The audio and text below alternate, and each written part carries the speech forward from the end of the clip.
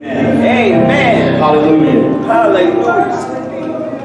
So God, I'm talking to the audience now, I'm sorry. Hey y'all, I'm Minister Keith. Welcome to Center of Attraction. Yes. Where Jesus is the center of it all. Yes. Amen. He is. We will not call it a different name in this place. We will call upon the name of Jesus. Amen. My name is Les, and I'll be your pulpit conductor for today. And I just want to welcome everybody out there in television land. And I'll read we want to make sure we do our vision and our mission statement. So if everybody can please stand. And we're going to repeat this together. Our vision is to be the best training and evangelistic ministry in the world. Our mission, Center of Attraction, exists for the purpose of glorifying the name of Jesus through worship, Christian discipline, and the proclaiming of the gospel. What kind of place is this? A progressive and prosperous place.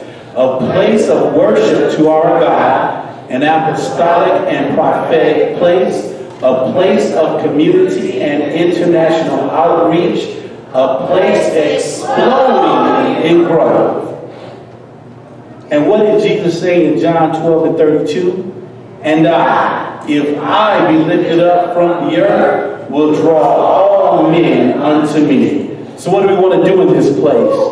Lift him up, lift him up, lift Jesus up. Hallelujah.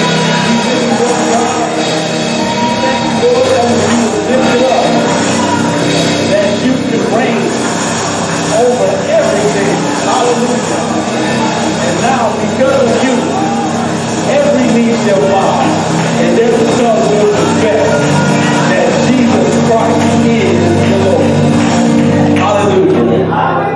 And today's scripture is going to come from Psalms 47, 1 through 9. The Bible reads, "So clap your hands, all ye people. Shout unto God with a voice of triumph. For the Lord Most High is terrible. He is a great king over all the earth. He shall subdue the people under us, and the nations under our feet. He shall choose our inheritance for us, the excellency of Jacob whom he loves. Salah. God is gone up with a shout, the Lord with the sound of a trumpet.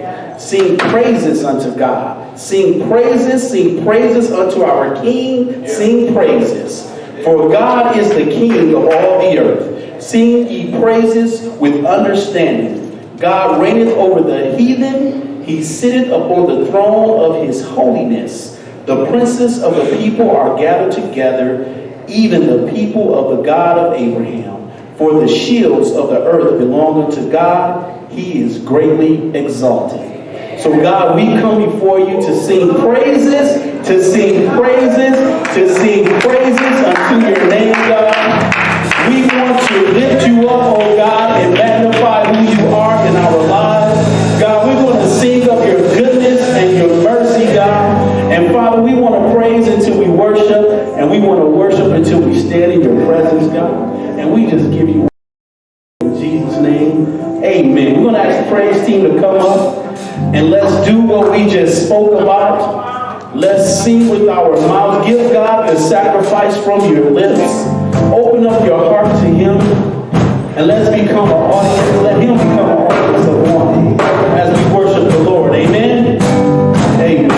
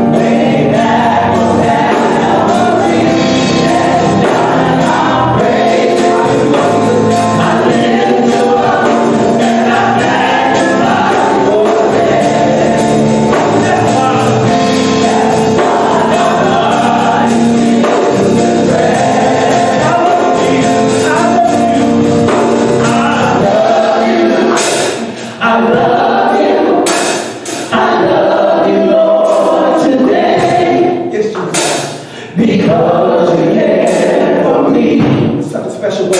In such a special way. That's why I praise you. I lift you up.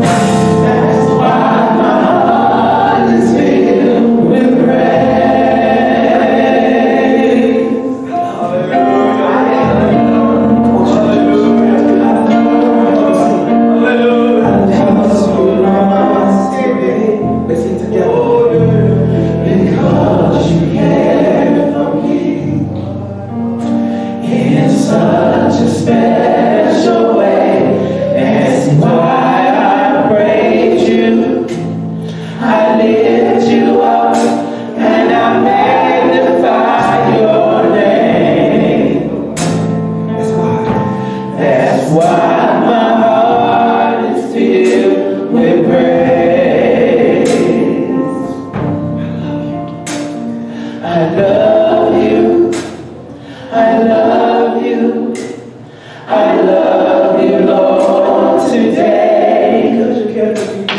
Because you care for me in such a special way. And yes, I'll praise you. I lift you up and I magnify your name. That's why my heart is filled with praise. My heart is filled with praise. That's why my heart is filled with praise.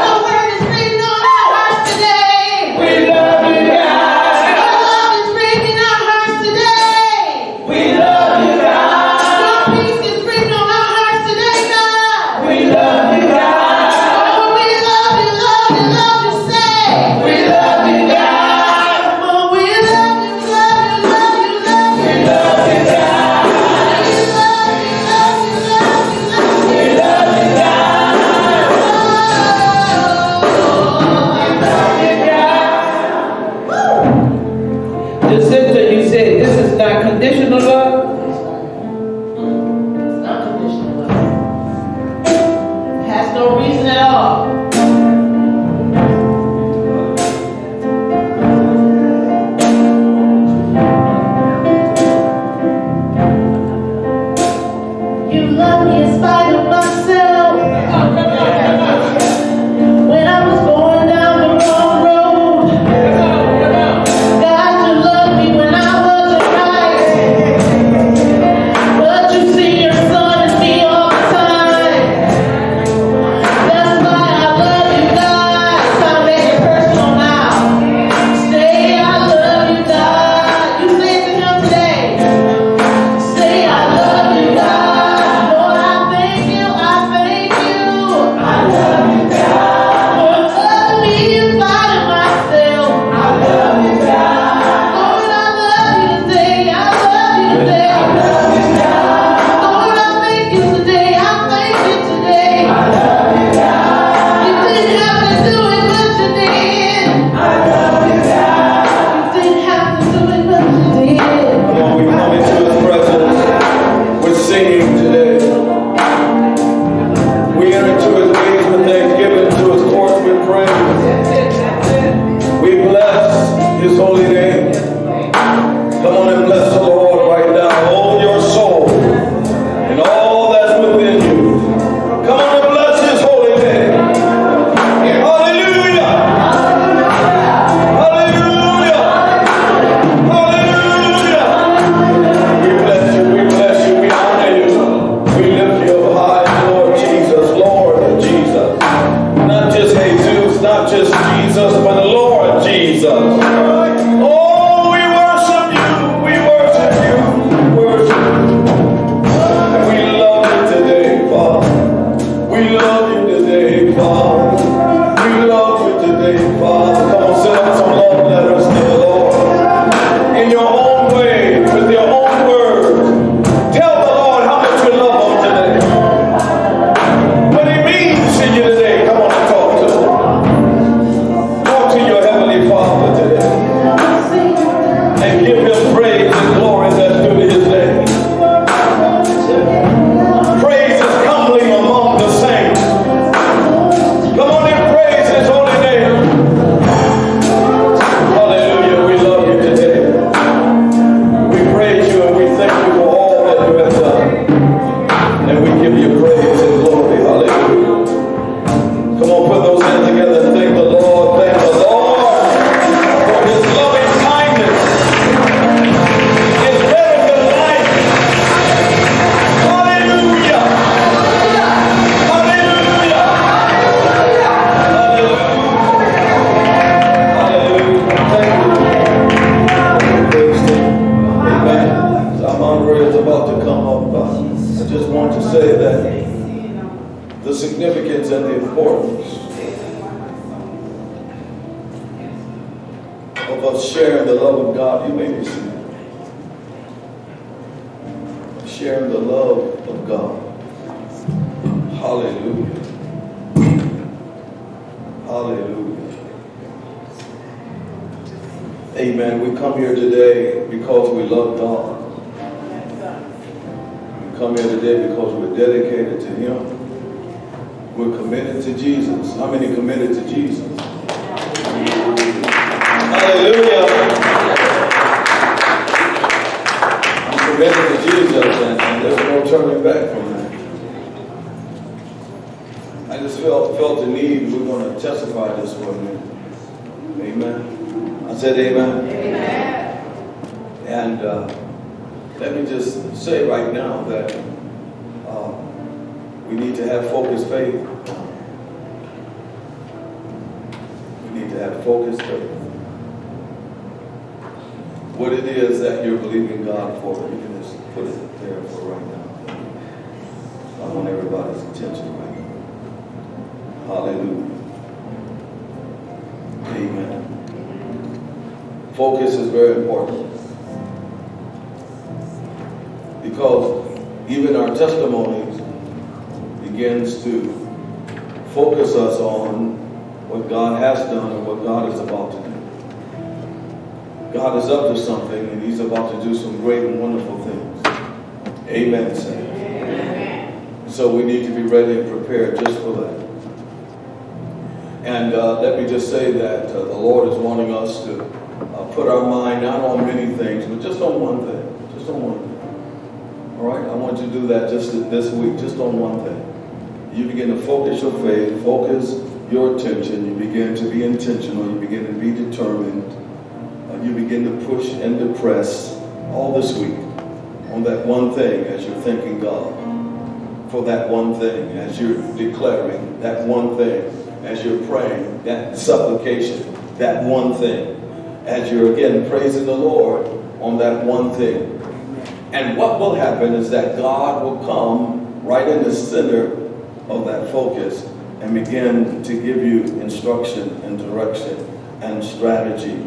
And he will begin to build you up to that place where you are ready to receive that which you're asking Him for. But this is the time for testimony, because we're going to just quickly do this. Amen. You're going to stand right where you are, and we're going to give God the praise and the glory. In Revelation, it says, I believe in chapter 11, that we overcome him, that's the devil, by the word of our testimony, by the blood of the Lamb. And we don't love our life at all, ready to give it up for the sake of Christ, even in death. Amen. I said amen. Amen. Hallelujah. Paul said, I die daily. And so, we say that the ultimate death of cessation of one's life, we transition into the hereafter.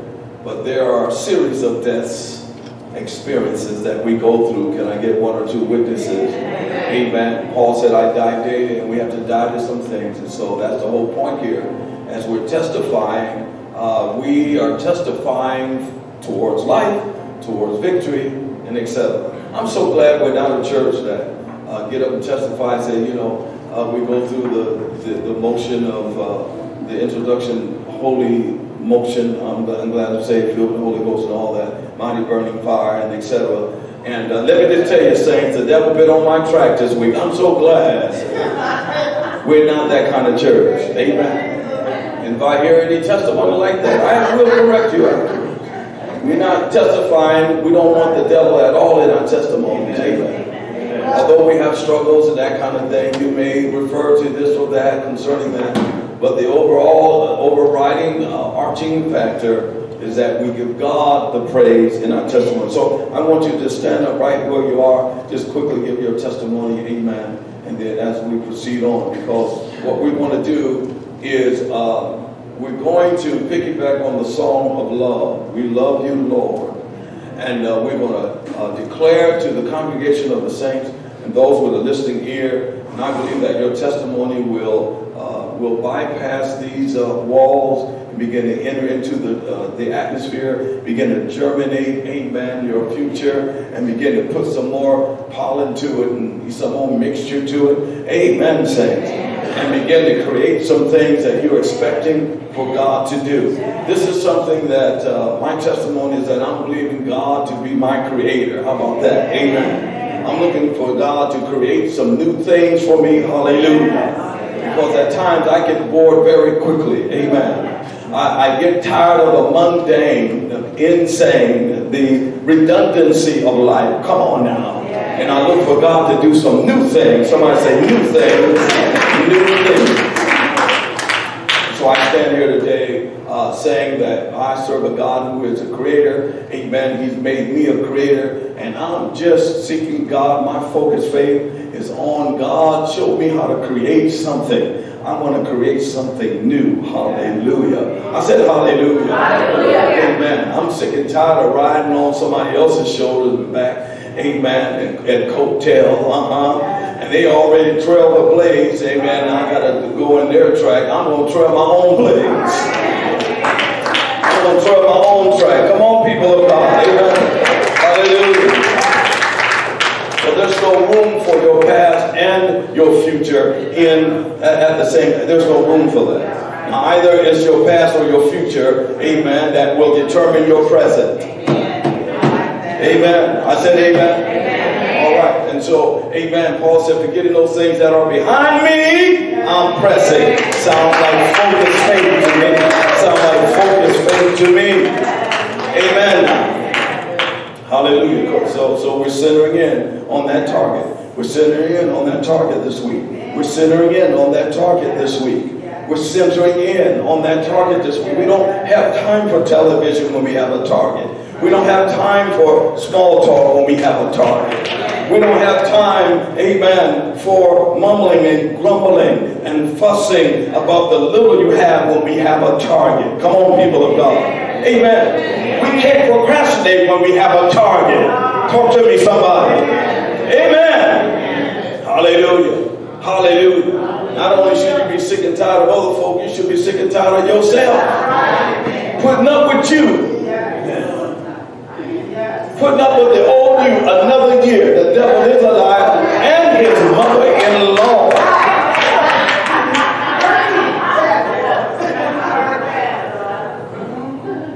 Hallelujah. So I ain't putting up with folk. I'm not putting up with myself. I'm not putting up with my past. I'm not putting up, amen, with things that are limited, and my limitation talking to me, no, no, no. In Jesus' name. Say, focus, faith. Stand up, amen. Give a quick testimony. Put the devil on the run. Get up everywhere, all over. Amen. Begin to testify. We start over here. Go. Oh, I just give God the glory. I thank him that Psalms 23, he is my shepherd and I shall not want for any good or beneficial thing. I thank him that my footsteps are ordered of him every day.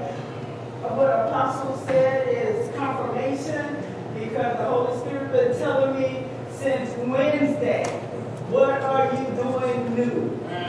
What are you doing new? So I'm expecting. Do it. I'm expecting great and mighty things. Amen.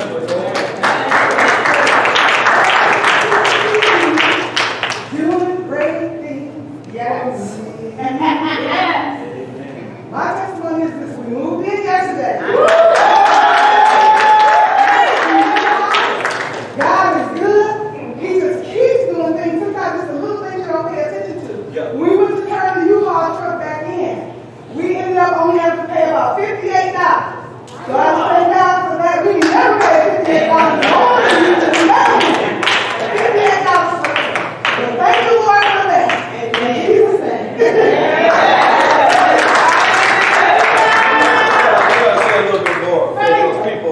You're assuming people don't know what's going on. Okay. But you were out of a house. We were homeless. You were homeless. So tell the story quickly. Yes. Okay. So we were in an apartment, and I'll make this as quick as I can. In the lease was up, and my husband and I, we decided in our brain, okay, we're gonna move somewhere else to another apartment. And so we put in our notice that we gave them the 30-day notice. So about 2 weeks after that, we got approved to get a house. So now we don't want to get a lease. So we went back to see if we could get our apartment back. We couldn't get our apartment back because they had already rented it. So it's like, okay, what we gonna do? The Lord, though, the God. He always provides. We moved all of our things into a storage unit, and we moved in with my mother. So we've been there for a little over 30 days. But in the process of this, we didn't have a house yet. We did know a couple of houses. We didn't, and people kept outbidding us. But this last house stuff, this house has got everything that we've ever wanted in a house. We've got 3.5 bathrooms, 4 bedrooms, baby room, deck. My husband has a man that uses the whole bedroom. And I got no problem with it because it's a whole lot of house. It's over 2,000 square feet. God is awesome. He is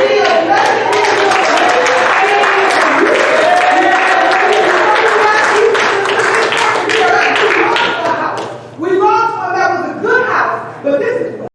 We restored it. Sit down. I told Judy yesterday, I went and saw that basement. I said, James ain't never got to come upstairs. She ain't never got to ask nobody where my husband is. He downstairs. That thing got a bathroom and a shower, almost a kitchen down there. Man, that thing is nice.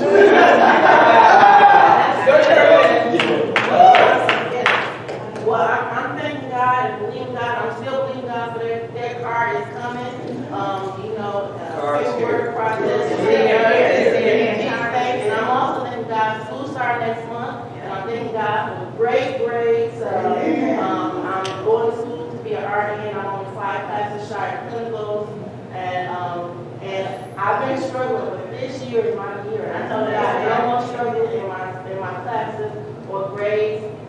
going all the way in Jesus' name. Thank God that I'm living to this day because 2 months ago I was diagnosed with my heart was swollen, so I was having heavy breathing. I was thinking I was having an attack, but I was having heart failure. So it's been 2 months and I'm sober. Amen. Smoke free.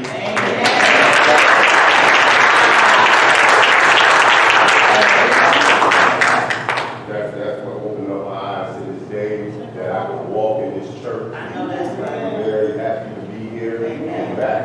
And I thank the Lord for that. Yes. He saved my life. Amen.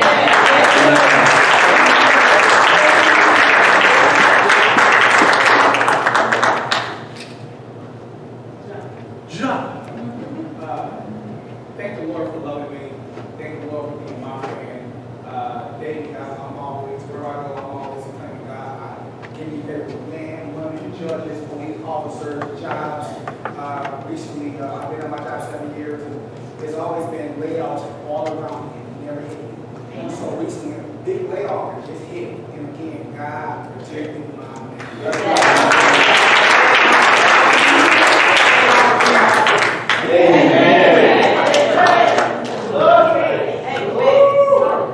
I heard in my spirit this morning and back when I was getting ready for church that there would be deliverance at church today. And that kind of speaks to my testimony.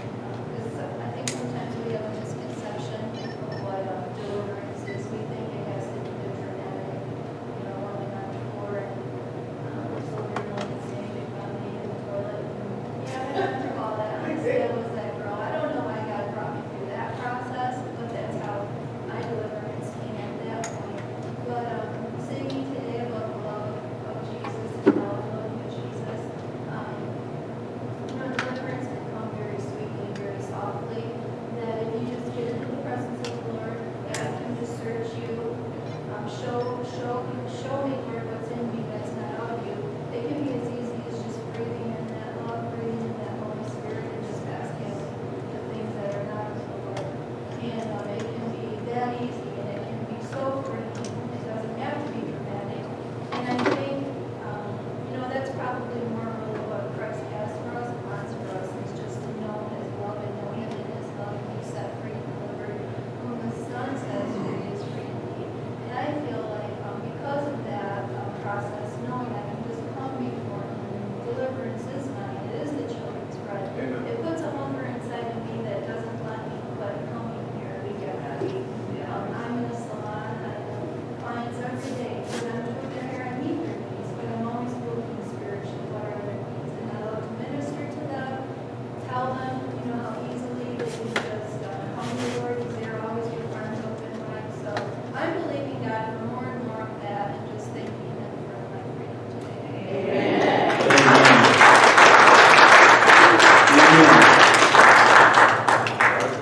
Thank God is a great position. I got something I always be the other day. Like, I could have probably got something I was allergic or something to it, but I got blessed not be allergic to them. A little bit dizzy, but other than that, I was fine. And past that, I just want to thank Him for just all the good friends and things He put in my life. The helping me the right way.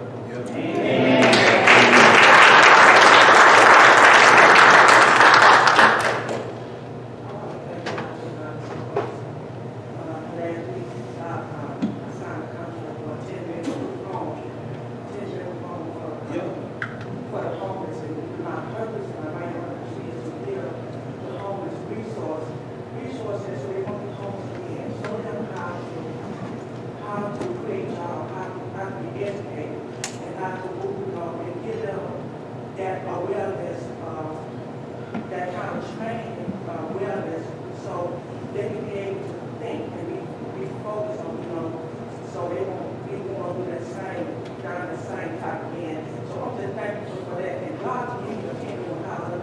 I need furniture and stuff, so everybody wants to know like I've got some cheap. I'll take it. I am grateful, and I just pray for me, because I want to, because I don't want to get off the track of God, but I know this is of God. And so I don't want to get I don't want to get working so hard to the point that I gotta give God praise and thanks. Right. But I thank Him for that, and I do want to make a difference in people's lives, and that's the Lord. And I can thank God. Amen. Hallelujah. Praise the Lord.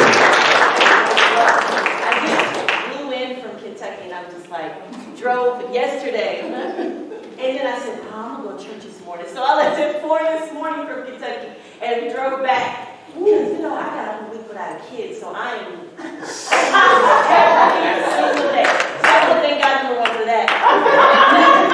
Number two, I want to thank God that we are continuing flowing, and the saints of God are just going to get anointing. When I walked in here, and I was like, man, I miss the music. And I was like, that's the best part. And I was like, no, there's another best part.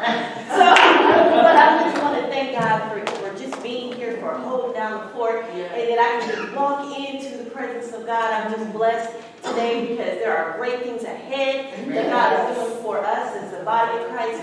I'm excited because there are great things for those that don't know Christ yet that we're already praying for. I mean, when you drive for 16 hours, your mind is going. You're thinking about a lot of things, and you start praying, and then something else comes here and there, and then God brings you back where you need to be in that prayer time. So I just want to say, just thank you, Jesus, for the protection on the road. Thank you, Lord, for brothers and sisters entering in and just going there in Christ. In Jesus' name. Amen.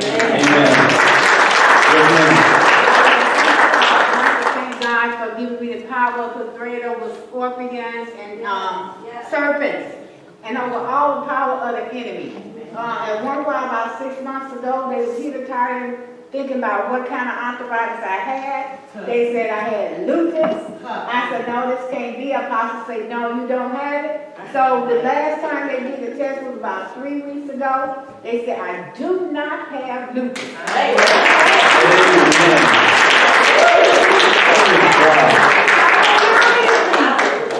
just thank Him for giving me the help and the strength to keep on moving on and keep on moving on. Amen.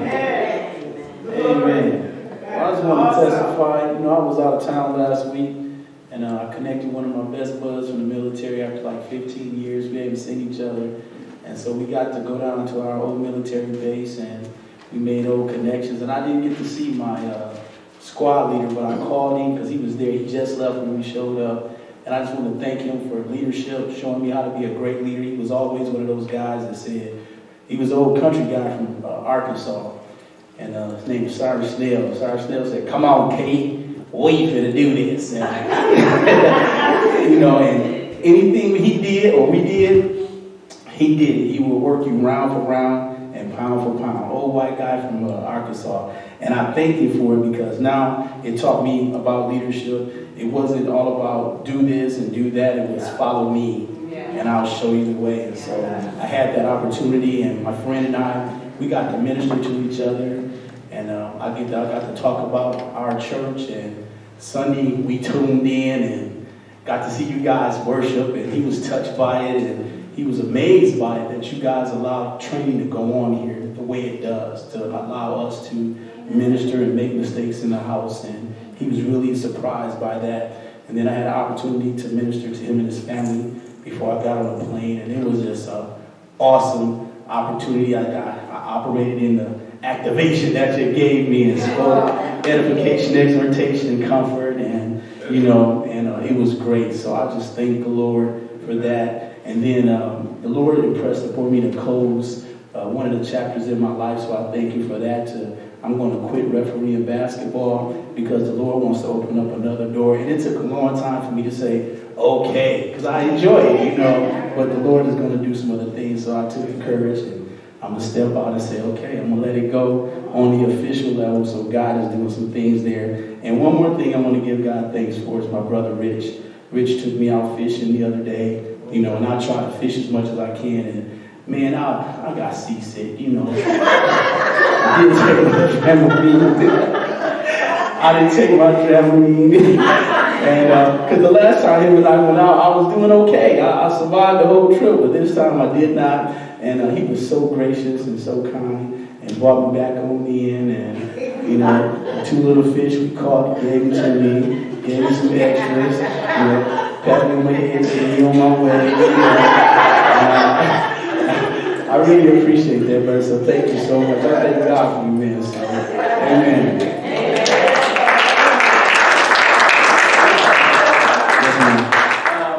Did you have somebody back here? Because I had Jacinta that first song you did every praise to our God. Did you do a little bit of that one too? But before, let Bobby give her testimony. I thank God today for strength. I thank God today for peace. I thank God today for healing. And I thank God that what the doctors are saying about me, that I don't feel any of that. I thank God that when I was 70 years old, I feel real bad most days. But now that I'm 71, that I don't feel anything like what the doctors are talking about, what they're saying about me. And I thank God that He has, I have been speaking that I was coming off of this medicine. And so, one of the main medicines that the doctors say keeping me going, I believe that God delivered me from that because I had been saying I'm going to come off of this medicine, God. So I had been talking to Him about that. So the one that they took me off of was the heart medicine, the Plavix. I had been speaking that, and I said, okay, God, so now you haven't, they took me off the Plavix. They didn't tell me why they took me off, but they took me off. And so I said, well, I'm not going to even really argue about it or be concerned about it because God, I have been asking God, telling God that I wanted to come off of this medicine. And so that was one of the main medicines that He took me off was for the heart medicine. So I thank God that, you know, that God is good, that a lot of times, you know, we think we know, you know, but we don't know. And so when we give it, or when we really give it over to God, then that's when God do what He's going to do. And so what God been telling me to do concerning that, that's I was listening to when she was playing that song this morning about magnify Him. This is what God had been talking to me about all the week. I wrote so much down on that, and I didn't bring any of that with me, but I wrote so much down on it. You're talking about magnify. Magnify is to make Him look big. So He said, you know, to put Him over all your problems. Stop telling Him how big your problems are, and start telling your problems how big God is. So that's what I've been doing, telling my problems, you know, how big God is. And since I've been doing that, I have been feeling so much better, and I give God the praise for that. Amen. I just want to say that I thank God because He's been taking care of me. I hear this song in my head from this one mother long time ago. I know the Lord, He'll take care of me. And He's been doing that for a long, long time. And I just thank the Lord. And then one other thing I want to say is I thank the Lord that we are in a place where we can grow. We are growing. And I just thank the Lord for the growth in myself as, you know, my leaders is training and teaching and pressing and pushing. You know, I'm growing. And I thank God that I'm growing. Because today, I can say if I look back then, I don't know. But I know today that I am growing. And I thank God for my leaders for that. Yeah. Hallelujah. Prophet Mary has a testimony. Yeah, I just want to just thank God for the victory this morning. Had I been to the doctor in about 4 months because they kind of messed up my insurance. So I made an appointment with Dr. Seals, and when I got in there, he said he was so excited because my blood pressure had been so high. I really hadn't told anyone. My blood pressure was really seemed like it was 199. It was high. And the bottom one was 99, and the one up the top was so high. So I had to just rest my mind. But when I went there the other day, she took it, she said, oh, your blood pressure is 130 over 80. And so it had been like that in almost 8 8 months. And he told me that I lost 16 pounds. I just eat me a banana, some fruit, and the Lord said I am what I eat, not just spiritually, but naturally. And I'm so thankful. And the Lord just told me to let things go. Don't worry about the grandkids, don't worry about the children, don't worry about people around me, to keep my eyes on the prize. And I had not been as faithful as I had been in the church because I really wasn't feeling really good. But now I thank God that He's given me my health back, He's given me my authority back, and I have such a wonderful parents here, my apostle, my brother-in-law, my sister. They really sold to me. My brother, over at his house, he feeds me very well. He gave me about 6 pieces of bacon last night, and I asked God to give me strength for making today, but I told him I'm not going to do that anymore. That's why I went up in the first place, because he likes to eat. But I just thank God for this church, for the people here, for the camaraderie, for all that God has done. I've been here since my dad passed. And I just thank God I've grown. I'm not the Mary I used to be. I'm trying to get bigger. I'm already big, but I'm trying to get better. Hello. But I just thank God for this church as the center of attraction. It is the center of attraction when we come in here. And I rode all the way here, and I was trying to get to church and pick up the children and say, Grandma, will you please pick us up? Because I'm at Billy's house. So I had to pick up the children. They were running late. So I said, God, give me strength. I will fuss them this morning. So I thank God He shifted my life. And He changed me, and I feel that. Amen.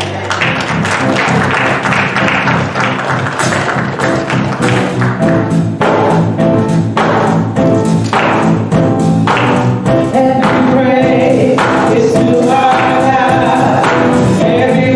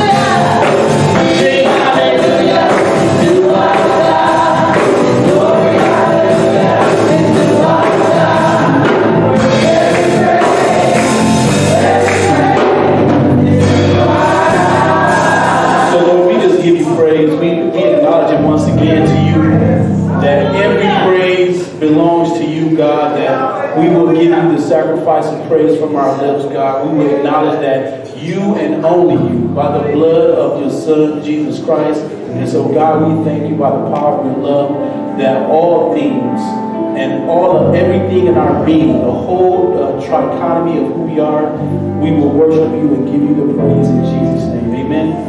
Hallelujah. So we'll do this real quick. I just had one word of body ministry, and then we'll move on to announcements. When we were singing about love, love, love, that was the theme for today. And God wants you to know that he loves you, that he is not infatuated with you. Hallelujah. He loves you. He said that, and I have to go look up the word infatuation like I always do. And it means an intense but short-lived passion or admiration for someone. And he said that my love for you is everlasting. He said, I'll never leave you and I'll never forsake you. He said, I love you forever and ever and ever. Amen. Hallelujah. Now it's time for announcements.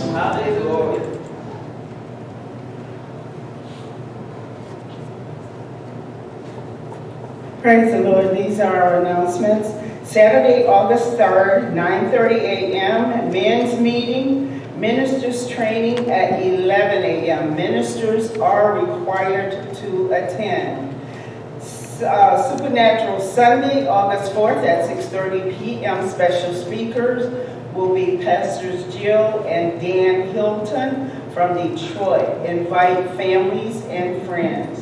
Church picnic will be Saturday, August the 10th at 12 noon. Your families are welcome. Be prepared to bring a dish and help serve in some capacity. Bring your family board games. We have fun. Let me say this quickly, that it's going to be here. I think some of the word got out that we could not have the softball team park. So we're here on these grounds, and so please bring any sport equipment that you have, basketball or football or whatever as well. And again, we have the board games. I will suggest that we only hold to the board games, so any other thing that you may think is okay, others may be offended with, which is playing cards, okay? So that's just one example. So please keep those things in mind. We just want to keep ourselves focused on having fun, and we want to be sensitive also to the way people see fun and define fun. So I think we would do well just with the board games, and I guess there's other games that we can play, but certainly I wanted to make mention of that. Thank you. Food giveaway Wednesday, the 21st at 12 noon. Helpers needed. Last month we gave away about to 80 families. Okay, to 80 families. Solid Rock Bible Institute will have e-classes, session 1 by John Paul Jackson, Understanding Dreams and Visions. Friday, Saturday, Sunday, August 23rd through 24th at 7 p.m. and 10 a.m. on August 25th at 4 p.m. $25 per person. Free will offering will be received. Refreshments will be served. Do we have any first-time visitors today? Praise the Lord. We're all family. We're back in the hands of the pulpit. Praise God. It is offering time. You are writing out a check. Please make it out to the Center of Attraction Outreach or COA. Remember, we do have Giveify. You can give that way online. And we also have a point of sale here today as well. While you're preparing your offering, if you need to offer an envelope, please raise your hands. And our ushers will be so glad to serve you. While you are preparing your offering, I would like to read Malachi chapter 3, verse 8. And the Bible says, will a man rob God? If ye have robbed me, but ye say, wherein have you robbed me? In tithes and offerings, ye are cursed with a curse. For ye have robbed me, even this whole nation. Bring ye all the tithes into the storehouse, that there may be meat in my house. And Prove me now whether saith the Lord of hosts, if I will not open you the windows of heaven and pour you out a blessing, that there shall not be room enough to receive it. And I will rebuke the devourer for your sakes, and he shall not destroy the fruits of your ground. Neither shall your vines cast her fruit before the time of the field, saith the Lord of hosts. And all the nations shall be called blessed, or shall call you blessed, and ye shall be a delightsome land, saith the Lord of hosts. Amen. Let me say this quickly. I did make an appeal. I think it was by message or email. I forget, but the appeal was concerning our roof, and we thank God for a few of you already complying. We are in need of $10,000, at least from our account. We'll try to get the other money some other way. But the company that we're using is suggesting that, or proposing $23,000 for the roofs to be done. We are giving offerings to the lawn, all right? So when we have all kinds of winds and rains and such, you'll see shingle offerings all on the lawn there because our roof is speaking and needs our attention. That's a very important matter, and the appeal was to all of you. And so if you did not get that email, I am personally appealing to you on behalf of your church that you give whatever the Lord placed on your heart to give. We thank you for it. Our goal is $10,000. We have $3,000 of that right now, and we thank you for your consideration. Amen. We could please stand as we read our offering affirmation.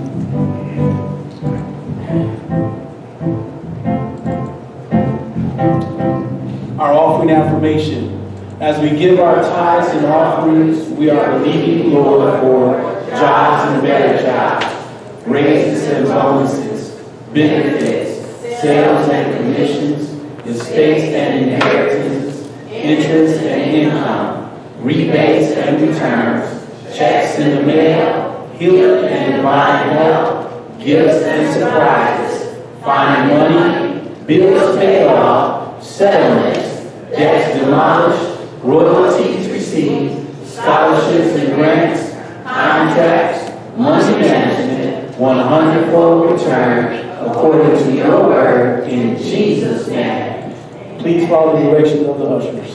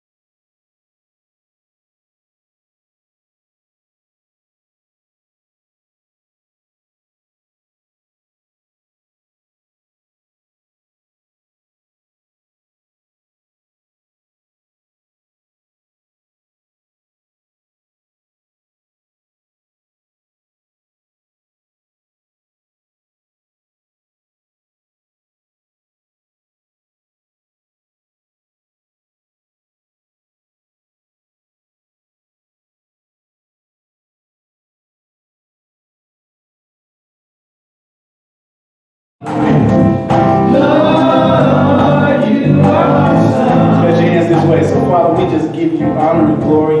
We thank you for giving us an opportunity to worship you with our giving.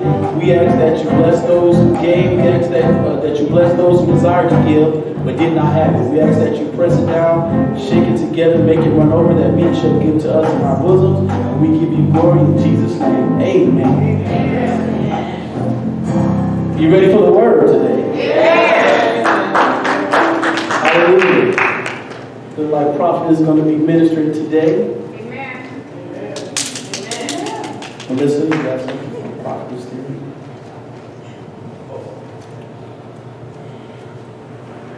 Hallelujah. Look like we're going to get some class A1 teaching and instruction today. I'm always down for some good instruction. You go in the front? Okay.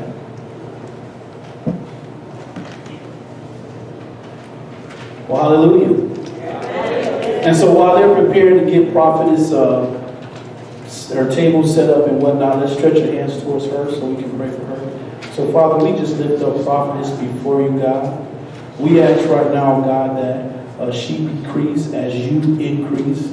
We ask that you allow the Holy Spirit to speak to her through revelation, through understanding, God, that she will feed and lead this flock, God. Let her give us something spiritual that we can apply to our life practically, that we can take it out and do it today, and then experience the victory and the power which comes from this teaching as we apply the principles and let the power of God flow through it, God. We just thank you for it. We thank you for her. In Jesus' name, amen.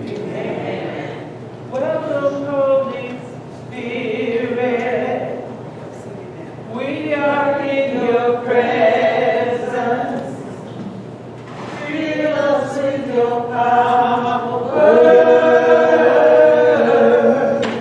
Live inside of me. Welcome, Holy Spirit. Welcome, Holy Spirit. We are. We are in your presence. Fill us with your power. Fill us with your power. Live inside of me. You're the living water. Yes. You're the living water. Never drying fountain. Comforter and counselor. Yes. Take complete control. Welcome, Holy Spirit. We are in your presence. Fill us with your power. Live inside of me. Everybody begin to pray in the Spirit as we welcome the Holy Spirit. We welcome you, Holy Spirit. We know you live inside us, hallelujah. And you lead us into all truth and you show us things to come. That you quicken us according to the word. Hallelujah, hallelujah. The same Spirit that raised Jesus from the dead dwells in us and he shall quicken our mortal body. Hallelujah, hallelujah. We pray for a spirit of obedience, a spirit of holiness to flow through your people, God, that we be willing and obedient so we can eat the good of the land. Thank you. We welcome you, Lord. We welcome you, God. Hallelujah, God. We want to go deeper in you, God, because the deep is calling to the deep. We want to go higher in you, God. We want to go higher as we go up the mountaintop to get in your presence, to look at your face, to hear your voice, to know you, Lord. Hallelujah. Hallelujah, Lord. Hallelujah. If the foundations be destroyed, what shall the righteous do? God, we need foundation. We need stability because in times like these, we need to know our anchor holds and grips the solid rock. We want to say thank you, Lord. Thank you, Lord. Thank you, Lord. Thank you, Lord. Thank you, Lord. We thank you, Jesus. We enter your gates with thanksgiving in our heart. We come into your courts with praise. Thank you, God. You didn't have to do it, but you did. You didn't have to save us, but you did. You didn't have to keep us, but you did. Hallelujah, Lord. Hallelujah, Lord. Hallelujah, Lord. Hallelujah, Lord. You gave us another chance, God. You gave us another chance, God. Your word says your mercies are new every morning. Your mercies are new every morning. And great is your faithfulness. Now help us. Somebody say, help me, Lord, to be willing and obedient. Help me not to be lethargic, not to procrastinate. Just breathe in the Holy Spirit. He's a living breath. He's a pneuma. Hallelujah. And God made Adam, he breathed in him, and Adam became a living soul. But now Jesus is a life quickening spirit. He breathed on them after his resurrection and said, receive ye the Holy Ghost. And then he told them to tarry and wait until Jerusalem, until the Holy Spirit came. After that 10 days on the day of Pentecost, the Holy Spirit came. And you shall receive power after the Holy Ghost comes upon you. You shall receive power after the Holy Ghost comes upon you. And you shall be my witnesses. You shall be my witnesses. You need to be a witness in your Jerusalem. You need to be a witness in your Judea and othermost parts of the world. You need to be a witness in Saginaw, Michigan. You need to be a witness in your home. You need to be a witness at your job. Wherever you go, you got to be the light of the world. Somebody help me. You got to be the light of the world wherever you go. You can't have your life under a bushel of flesh. But you got to be the light of the world in Jesus' name.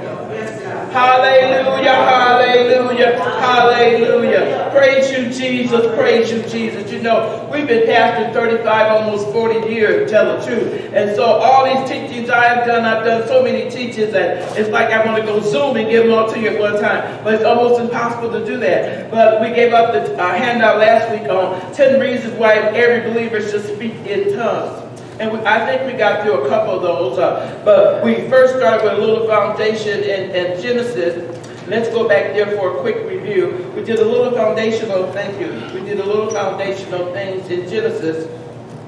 And we talked about symbolically how the Holy Spirit showed us in symbolism. We saw the water coming out the earth. It came out the depths, and then also it came out of the heavens. And that's Genesis chapter, I believe it's chapter 7. And it's verse number 10 and 11. And it came to pass after 7 days that the waters of the floods were upon the earth. And in the 600th year of Noah's life, in the 2nd month, the 17th day of the month, the same day were all the fountains of the great deep broken up. Listen, it never rained.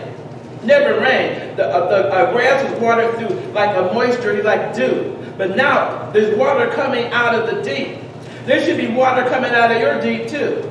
Rivers of living water should be flowing out of you. Out of your belly shall flow rivers of living water. So the water came out of deep, a deep broken up, and the windows of heaven were open. So can you see that? Water coming out of the deep and the heavens open. That's a total baptism. You totally surrounded with water. That's a baptism with the Holy Ghost. That's symbolic there, letting us know that we would need that baptism. We need to be submerged. And you know it rained 40 days and 40 nights, which is the number of judgment, 40. It kills the flesh. Come on, everything was dead when the rain got done. So we want everything to be dead in our life. When we go down in the water, we say, God, I'm surrendering to you. I'm getting baptized in water. And when I come up, fill me with the Holy Ghost. I want to be totally surrendered to you. Somebody say total surrender. Somebody say total surrender. And see, you got to understand the baptism of the Holy Spirit is the outflow of the Spirit. But there is an inflow called salvation. All right.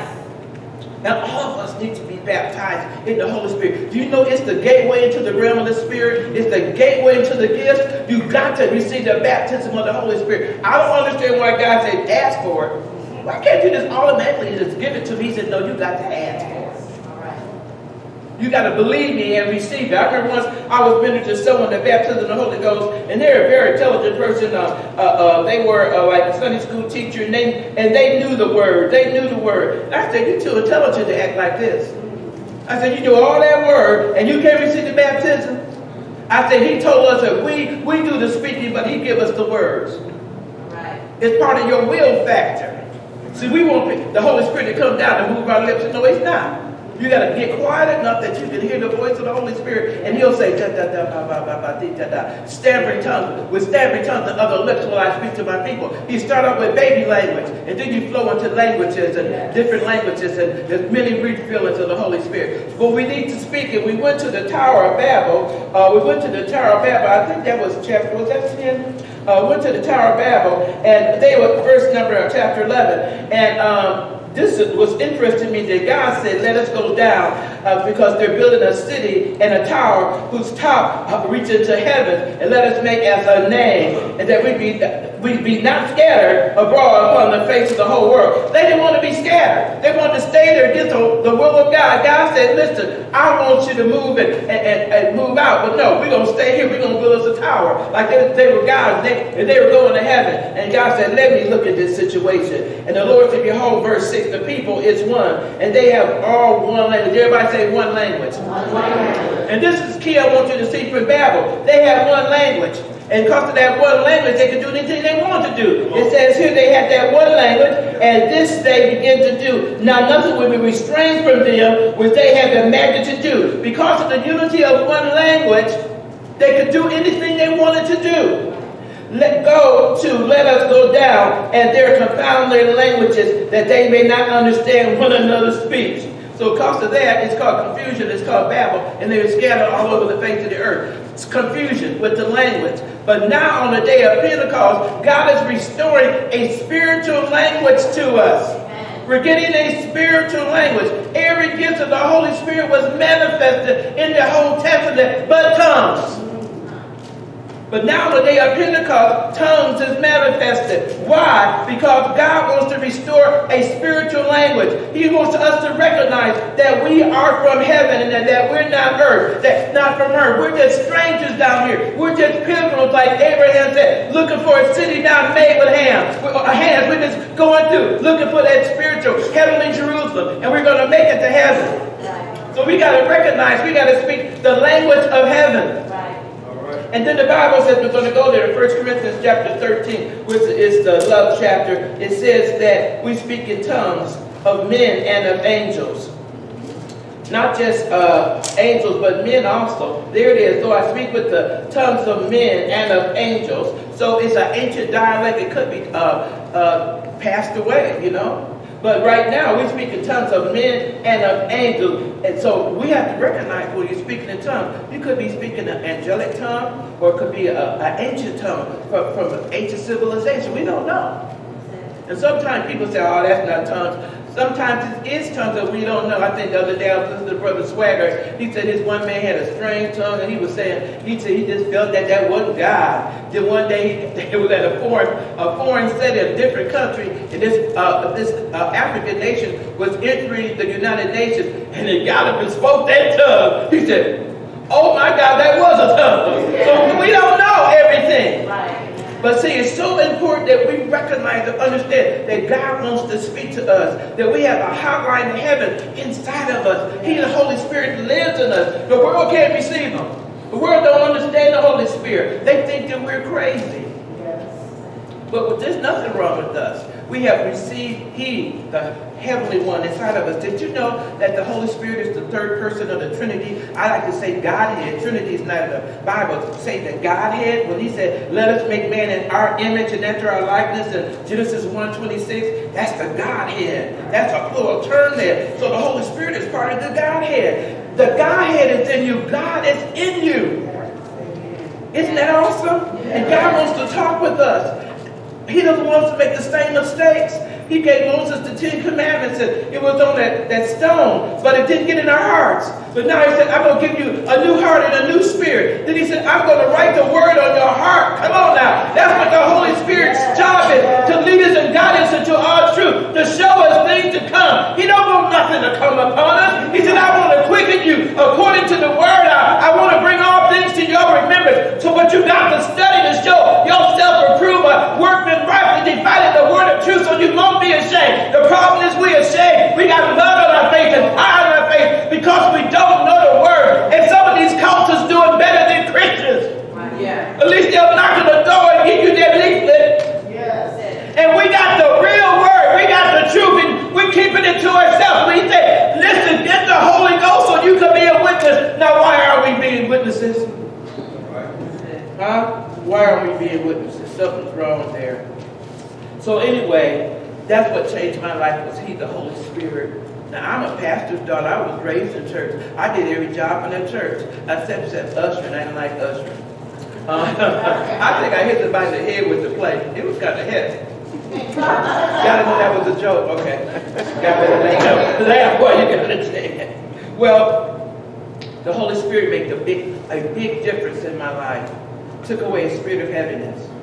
depression and began to change me into a new person. And me flowing the gifts, it was like overnight. I was at one of my friends' house, went to Assembly of God, and we were speaking in tongues.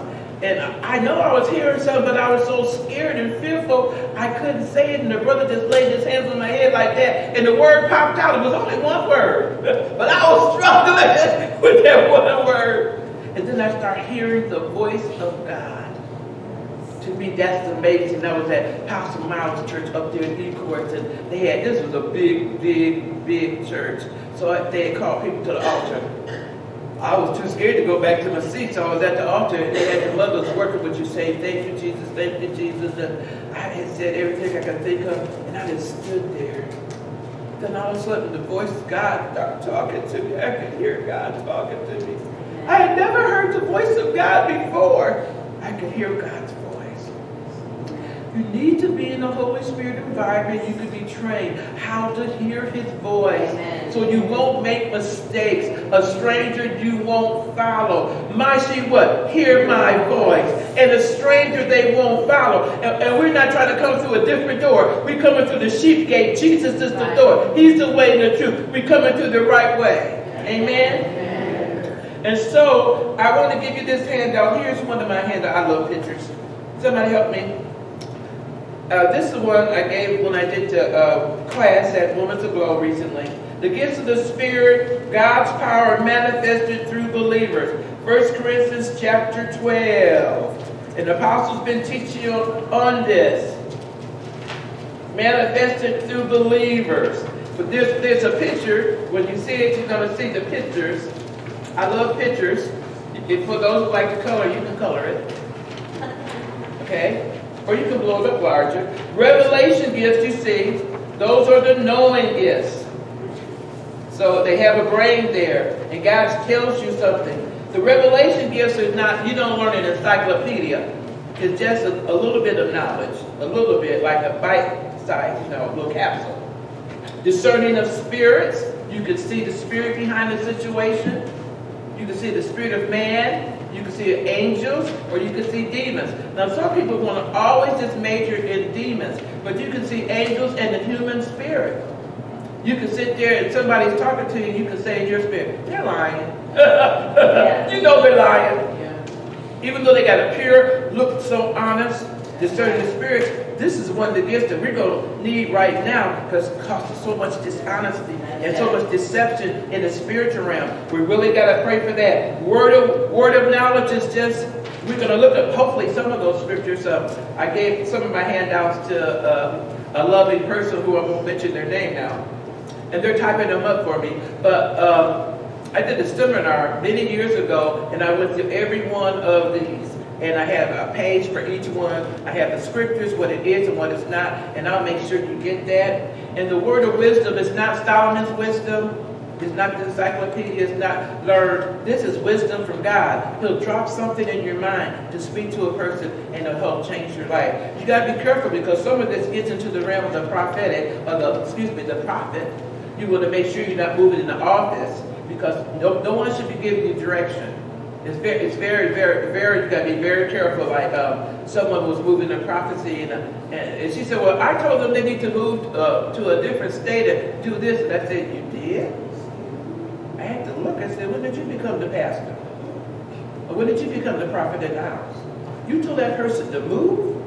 Oh no, you can't shipwreck nobody. You can't make people's decisions like that. You're not supposed to give names. You know that, baby names, and say this is your mate and crazy stuff like that."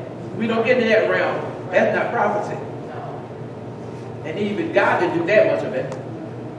There was only one woman for Adam. Okay, power gifts, the doing gifts, the works of healings. Look at it, it's plural. It's plural. And any believer can lay hands on the sick. Any believer. This is the problem. We're scared.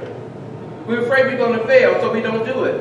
But he said, "These signs shall follow them that believe. They shall lay hands on the sick." It didn't say you have to have a title, have to be an apostle or deacon or elder. Any believer can do this. This is the sign of the believer. Working of miracles. Some people have certain giftings. I heard about this one testimony. There was a big conference, and this man had a word of knowledge. He said, "There's 7 people here that need healing from cancer." come down, let me pray, because God said he's going to heal you. Well, there's someone in this state, stayed up there, say, well, I ain't going down, I'm already healed. Well, those died, those two that didn't come down. The rest of them got their miracle. See, when God's not vain, he's not wasting his time talking. If the Holy Spirit is manifested and you've been praying about this and then there's a manifestation of it, go down there, it's not going to hurt you. I got prayed for my knees so many times. And finally, the third time at Pastor McTaggart's church, he had his apprentice there. The apostle was there, and Pastor McTaggart. And it wasn't the apostle that prayed for me to get healed. It was this young man with him. He took my hand, and I felt the power go into my body, and it went right to my knee and was instantly healed. So it took 3 times. And I remember I was going through something, and the man of God had a word of knowledge for me. He said, it is your uterus is tilted. He prayed for me, I was fine. And then the doctor told me the same thing about the tilted uterus. So it was a confirmation. So sometimes you got to go ask, seek, and knock. You got to ask more than one time. You may take different people. Sometimes I watch Pat Robertson, y'all watch 700 Club, and he's praying for people. I put my hand right there on that television. I don't care who it is. You don't know what's going to happen. You got to keep on believing. You don't know how you're going to get your manifestation. My daddy got healed watching 700 Club from diabetes. Working of miracles. Now the faith one to me is the hardest one. I have problems with that. I said, Lord, how does this gift of faith work? Because I was thinking I'm supposed to work it up or do something. But the gift of faith is supernatural here. It's not talking about salvation faith, ordinary faith that we live by the word. This is talking about supernatural. When the sun stood still, when Joshua needed to win a battle, the sun stood still. That was supernatural. So, we can find some more scriptures. I don't have all with me right now, but it's different. It's the gift of faith. The Holy Spirit gives this and causes something supernatural to happen. And then inspiration gifts. Possible over that, really good. The speaking gifts. Diverse kind of tongues.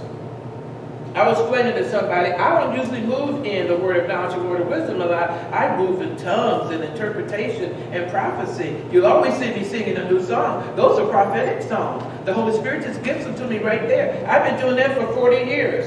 Diverse kind of tongues. You know how you can get your tongues to change? Keep on praying in the Spirit. Keep on praying in the Spirit. Your tongues will change. They will increase. Sometimes I know I'm speaking a language from a different country. I can feel it and I know it. I'm speaking a language. And then interpretation of tongues. Pray that you interpret. This is not a translation, word for word. Just pray for the interpretation. And Apostle gave you order about that the other day. 2 or 3 at the most, and then one person gets the interpretation. This is the gift of tongues. This is the mix-up in the body of Christ. They don't know the difference between devotional language, the prayer language that all of us can speak, and the gift of tongues. The gift of tongues has to be interpreted. It's supposed to have a message for the body. But all of us can pray in the Spirit. All of us can get the devotional tongue. Everybody prays in the Spirit. It's right there in the Scriptures.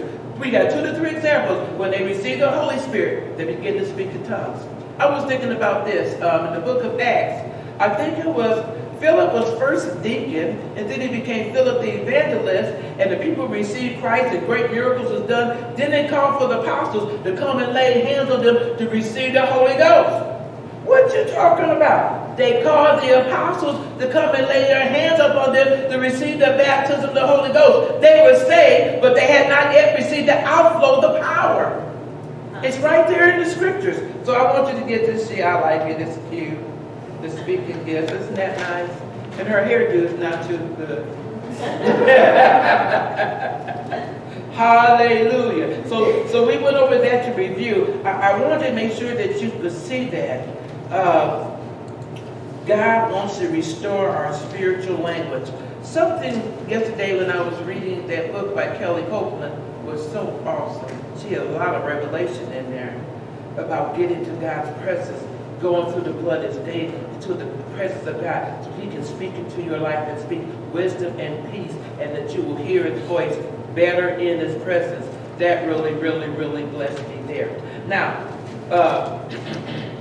I gave out a handout last week. How many still have that one? If not, here, take the one. Let's get another one. Like I said, I wanted to do the whole world in one day, but we can't. 10 reasons why every believer should speak in tongues. And these signs shall follow them that believe. They shall speak with new tongues. Make sure the PowerPoint person get one so they can help us put scriptures up.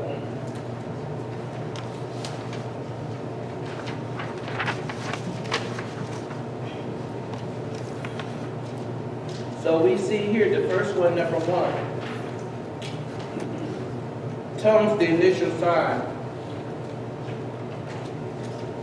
You really have to study to show yourself approved, right? So you won't be ashamed. I was at a church, and I didn't have much sense then, I was very young. And the people were they were talking about the Holy Spirit. They didn't know what they were talking about. How can you teach what you don't know? How can you lead somebody where you haven't been? So you need to make sure you know what you're talking about. And the person got up and said they all speak in tongues and clap their hands. So when I spoke, I said they didn't speak in tongues and clap their hands. They spake in tongues. They didn't get up and receive the Holy Spirit, just clap their hands, what she was saying. I said, that's nowhere in Scripture. Say what the Bible says and don't say anything.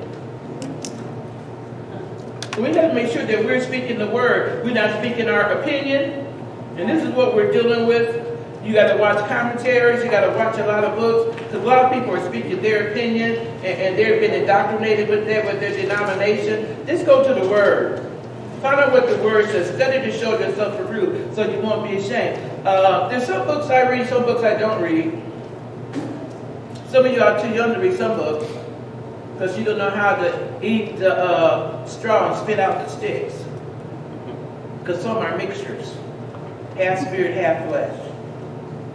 So on the day of Pentecost, chapter 2, when the day of Pentecost was fully come, they are all with one accord in one place. Notice that they are all with one accord in one place. And in chapter 1, this is just a review, verse number 14. These are continued with one accord in prayer. So it took 10 days of prayer for them to get in unity. And supplication means intense pleading. With the women were up there too. And Mary, the mother of Jesus, and with his brother, his own brothers believe now. Jude and James, at first they didn't believe in their own brother. But now when they see the risen Savior and the whole family's up there, Mother Mary and the brethren and the women too. And you know, if you study this, women followed Jesus and supported him and helped him, and he honored women and freed us from a lot of legalism because he let Mary sit at his feet. The first woman evangelist was a woman evangelist. That Samaritan woman was the first woman evangelist. And the first ones at the tomb were women. So, you know, he restored the woman's image because they were blaming us for the fall. We didn't cause the fall. It was Adam. He transgressed. We were bamboozled or seduced. But it was really Adam that gave away the authority because he was the first one that received it. Okay, second one, tongues for spiritual edification. I think I went to that one last week, but let's look at it really quick again. It won't hurt. So tongues will edify. Y'all thought about the word edify. It meant build up. So when we pray in the Spirit, some people, they want to forbid to speak in tongues. They want to silence people, but they're not flowing in the order of the Spirit. That's their order. There is an order of the Spirit. We're going to be decent and in order. That's the Spirit's order, not your order. For you to totally silence tongues and forbid tongues totally and say it's demonic, that's a lie. Tongues is God's idea. Huh? And so it says here, tongues for spiritual edification. Chapter 14. And it says here, follow after spiritual gifts, verse 1. And desired gifts. You put for covet, gifts. But rather that you may prophesy. Prophecy is superior because there needs to be no interpreter for the prophecy. For he that speaketh in an unknown tongue speaketh not unto men. So who are you talking to? God. I think that's a good idea. Don't you think so? Yeah. Like I told you last week, one of my friends I worked with at Eastern Michigan, she was sweetly saved and loved Jesus. And she told me about this one girl sitting in church. All she did was speak in tongues to herself quietly. She was believing God for her husband. So we have a prayer language. I pray in tongues in my mind. When I'm driving, I speak in tongues. When I wake up, I can speak in tongues. Because the spirit of prophet is subject to the prophet. You can control the gifts. If you're believing a lie that there's no control with the Holy Ghost, that's not true. He's a gentleman. We have self-control. You can speak in tongues anytime you want to. You can get a prophetic word and write it down and give it out later. You don't have, like my brother said, prophecy don't spoil. Prophecy does not spoil. You can crock pot it. Put it in the crock pot till you need it later on, okay? Sometime it'll come out Wednesday night, right? So he is speaking in an unknown tongue. He edifies, which means to build himself up. But it says, unknown tongue speaketh not unto men, but unto God. For no man understandeth him. Howbeit in the spirit he speaketh mysteries. Wow. Things that we don't understand, we can speak. But he that prophesied speaketh unto men for edification. So prophecy is good. And exhortation, and like I told you, comfort, make a little box. We want to stay in the parameters of prophecy. We don't want to get out there and start giving prophetic words that are negative and correcting people. And we want to say this about them anyway, so we pretend it's a prophecy. Because I've seen that done before too. Okay, you know you can like the person in the first place. Don't give them their no prophecy. Because did you know that every gift of the Spirit has to be wrapped with the fruit? Yeah. So like today the Spirit was emphasizing love. So you take prophecy and you wrap it in love. How would love speak to a person in a prophetic word? How would love speak to that person? The love would want to embarrass the person. Whisper in the ear and say, you know, the Lord told me this. Is this true? Yeah, but you need to get that correct. God said he was in the hotel last night at room 34.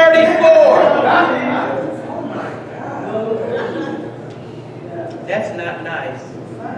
The Holy Spirit doesn't do things like that. So we have been finding immature people who are acting very ignorant because they think they got a gift and some power. But you got to judge people by their character.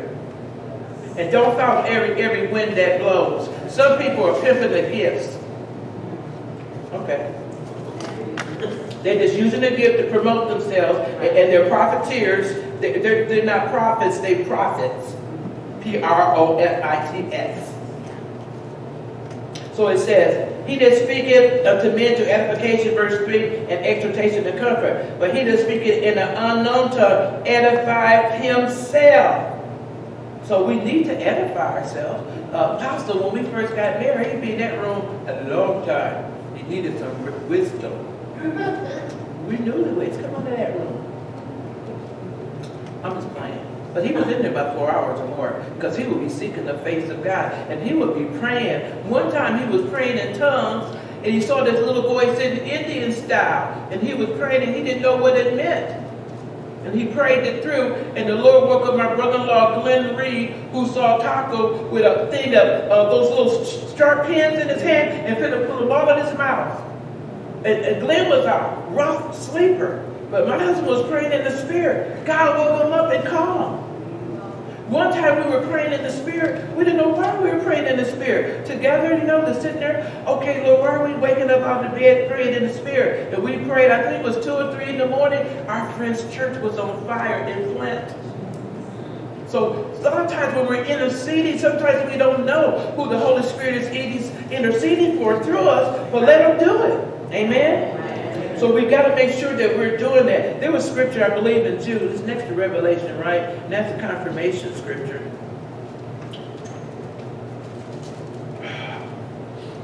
And I'm still reviewing just a little bit. Somebody got at verse number 20 of Jude.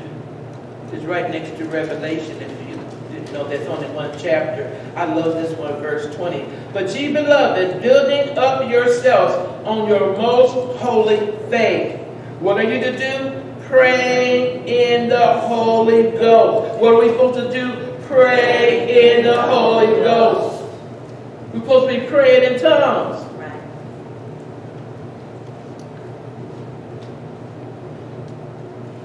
People can come up to the altar and I talk to them. I say, have you been praying in the Spirit? And I start here, I said, pray in the Spirit? It sounds so weak. And I said, what's going on? You haven't been praying in the Spirit. You haven't been praying. You haven't been in the Word. I can tell. I'm feeling weakness. I'm not feeling no strength from you. So you got to get back and pray in the Spirit. And not like this. No. I want to hear you pray. I want you to hear yourself pray. Because you need to shock yourself. Oh. Yes. You need to pray in the Holy Ghost till you're convicted. And that you can hear the voice of God. Amen. There's no reason for believers not to hear the voice of God. Amen. I had people in my office at TCT. You couldn't be a prayer partner unless you prayed in the Holy Spirit. So the girl came in, she was from the Pentecostal church. And so I said, well, you pray in tongues? She said, no. I looked there and said, no, you don't pray in the Spirit? So I started praying, and she started going, hallelujah! I said, oh, I see.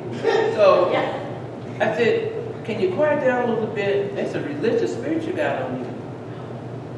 I said, you need to hear the voice of the Spirit. I laid hands. She started crying, and the tongues began to come out. And she said, she didn't know she could speak in tongues. The Spirit was there, but she was only channeling it one way. Last week, the Lord said, release. They haven't been taught the release of the Holy Spirit. They've only been taught one way. Maybe just shouting, maybe just dancing. But you know the Holy Spirit is like a river that flows. You can flow with the river. He may be teaching today. He may be preaching one day. One day he may have us in holy quiet and everybody lay out and quiet before him. Flow with the Holy Spirit. Don't go against the flow of the Spirit. That's what we're teaching here. We don't want to go against the flow of the Holy Spirit. If he's quiet one day, you're quiet. If he's loud, you just flow with the Holy Spirit. Stop having an A-B selection and a 20-minute sermonette for Christianettes, and you haven't obeyed God. You didn't hear the Spirit. The whole service is going through ritualism, and people leave. Why are people leaving church committing suicide? Why are pastors committing suicide? You need to hear the Spirit. And don't think you're above talking to somebody. You're not that deep. You're not that deep that you don't need people in the body. I can ask, I said, come up here and pray for me, Valerie. And she came up and prayed for me. I felt the presence of God. See, it's not a title that's praying for you. It's a person. Until they have a relationship with God. So we need to get prayed up in our most holy faith. If you're going to be an altar worker, you know, Christ Community called me over 2 or 3 times to teach their altar worker class on Mondays. Don't come in here and be an altar worker that ain't prayed all week. They haven't fasted. Ain't brushed your teeth all week. And you got to work at the altar. And you got to be sensitive to the Spirit. Men don't be touching women. You're away from them. You let the women touch the women. Let the men touch the men. I was trying to teach that when we were down there in Flint last time we were there. Be sensitive to the Holy Spirit. Yeah. What does the Holy Spirit say? I know how to get down somebody on the floor, lay their hand on their belly, out of your belly, and I speak peace to them when they agitate it, and see what the Spirit is saying. Because God's not vain. He don't waste his time and have you down in the Spirit. We use the word slain, but it's really called falling under the power. God will have you down there, and he's not going to speak to you and change you and heal you. All right. So you stay there till the Spirit gets done with you. Praying in your most holy faith. I want to go to Romans for a minute. Romans chapter 8. It goes with the Holy Spirit praying. With the power of the Holy Spirit within us praying. Then I'm going to get to my tongues thing. Pastor, I need a clock here. Romans chapter 8. Likewise, the Spirit also, verse 26. Also helpeth our infirmity. You know the Spirit helps our weaknesses? That we don't know everything. Some of us are so smart. That's our problem right now. We're so arrogant. You got to repent for pride. The Spirit will help our infirmities or weakness, for we know not what we should pray for as we ought. God told me once, you think you know, but you don't know. You think you know this situation in and out, but you don't know. I'm the one that's omnipresent and omnipotent and know everything, everywhere at the same time. God knows everything, right? So we need to tap into the Holy Spirit, for we know not what we should pray for as we ought. But the Spirit itself makes intercession for us. So the Spirit on the inside of us will help us pray, because we don't know everything. But the Spirit prays the perfect prayer. Making intercession for us with groanings which cannot be uttered. Inarticulate speech. You don't understand it. Can't be. You don't know what's going on. Some old people talk. They talk. That type of groaning. Other people teach tongues and inarticulate speech. You don't know what you're saying. And he that searches the hearts knoweth what is the mind of the Spirit, because he maketh intercession for the saints according to the will of God. Now, he that searches the heart. I thought the searcher was the Holy Spirit, but the searcher is Jesus. He searches the heart. Let me go back to that scripture. For he that searches the heart knows what is the mind of the Spirit. So God the Father, God the Son are in agreement. Jesus is the one that came down and died for our sin. So he's speaking to the Holy Spirit. He's searching our hearts. Right? Do you see that? He's searching our heart. And he knows what is the mind of the Spirit because he makes an intercession for the saints according to the will of God. So it's the will of God. The Holy Spirit is praying the perfect prayer through you. That's why we pray in tongues. Over there at down there with Dr. Hammond's church now, before they do anything, praise and worship practice, they pray an hour in tongues before praise and worship practice. They pray an hour in tongues before services. There are people in the back room praying for the service in the Spirit, intercessors that pray for the whole service, for people to get saved, people to get healed. We gotta use the Holy Spirit more. He is in us. He's the quickener. He that searches the hearts know what is the mind of the Spirit, because he make an intercession for the saints according to the will of God. That's why we need to pray in tongues more. Every day praying in the Spirit. In your car, you can hear God say, change lanes. This is what I remember's testimony. She said, I ain't changing lanes. Girl, listen to the Holy Spirit. So finally she changed lane, the car in front of her blew up. See, the Holy Spirit will tell us little stuff like that. Don't go that way today. But I always go this way. I'm on automatic pilot. Don't you know me? This is the way I operate. And then you're up to stuff 30 or 40 minutes late for your appointment.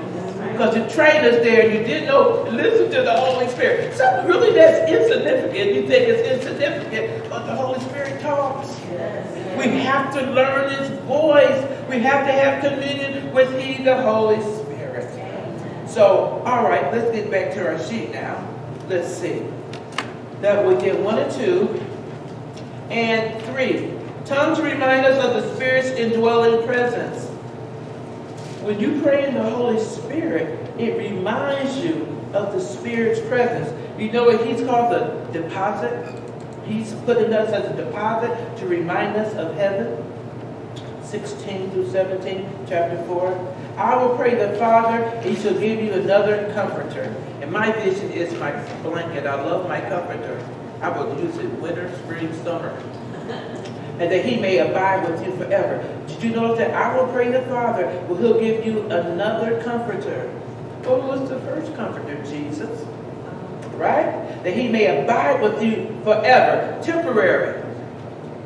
Temporary. Y'all talk to me. Is the Holy Spirit in you for temporary? No. He's with you forever? Yes. Once we start doing naughty things.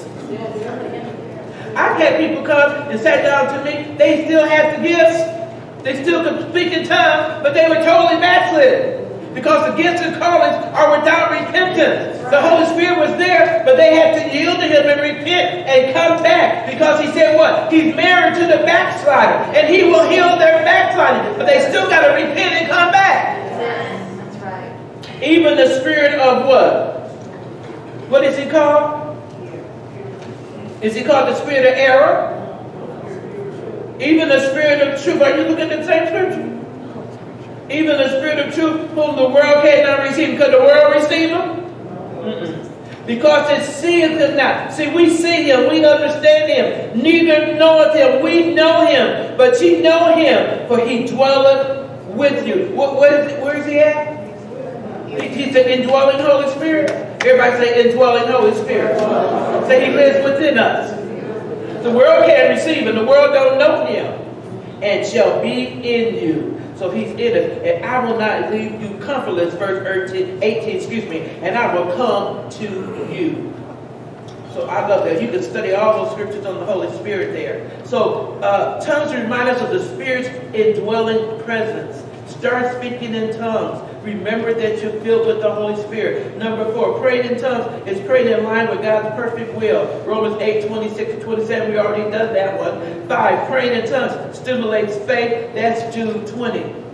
Being built up in your most holy faith, praying in the Holy Ghost. But what I like after that, after we read that scripture, it says staying in the love of God. Yeah. I think when we pray in the Holy Ghost will speak to us about loving each other. Yeah. Staying in the love of God. You can go back and read it for yourself in Jude chapter 1, verse 20. But look at the next one.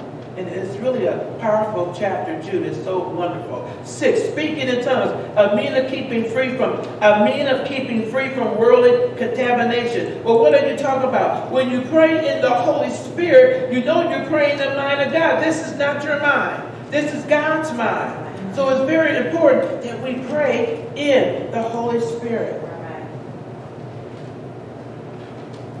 Okay, this is talking about the interpretation. So we need to understand that we need to make sure that we're praying in tongues and as a means of keeping free from worldly contamination. And we need to interpret the tongues. If not, he said, keep silent in church. So you need to practice praying in the Spirit in your secret closet until you can hear the voice of God and you can interpret your own tongues. It does happen as apostle. Get in your secret closet. Pray in the Spirit till you hear the voice of God. Well, I had a little nun, and she wanted the Holy Spirit. So she read the book of Psalms out loud until she prayed in tongues. She was seriously wanting to hear the Holy Spirit. I remember my brother-in-law, Dr. Seals, said, we were filled with the Holy Spirit, and Joyce and I were living in Saginaw. He said, I'm not going to eat until I get the Holy Ghost. He was very serious, and he didn't eat until he got the Holy Ghost. So we got to make sure that we're praying in tongues. So praying in tongues enables us to pray for the unknown. And there's no scriptures there. Praying in tongues helps us to pray for the unknown. I think that goes back to Romans chapter 8, verse 26 to 27. And also chapter 14 about praying the mysteries. Praying in tongues gives spiritual refreshing. That's the one that really helped me. I said, okay, let's go there. Isaiah chapter 28.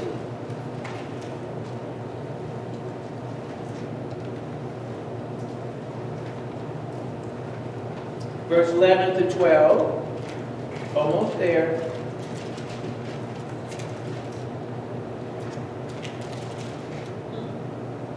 Let's start with verse number 10.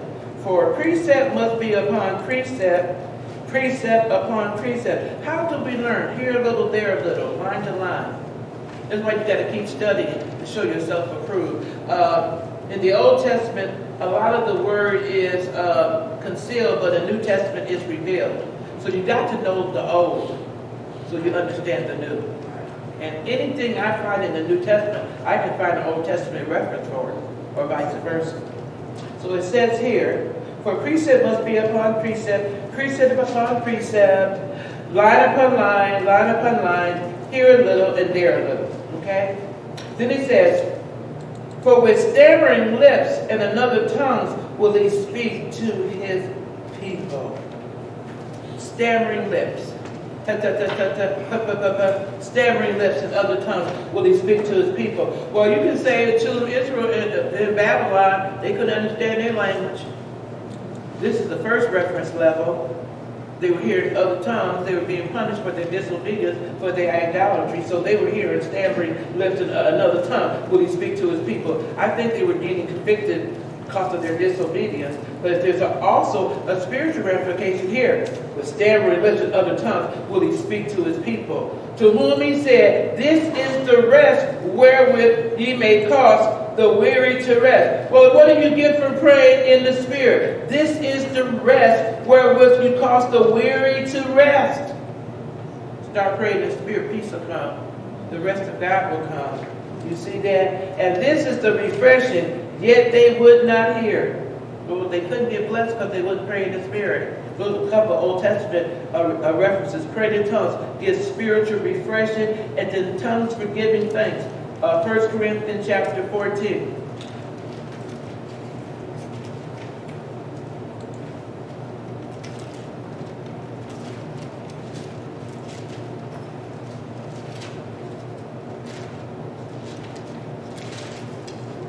Verses 15 through 17.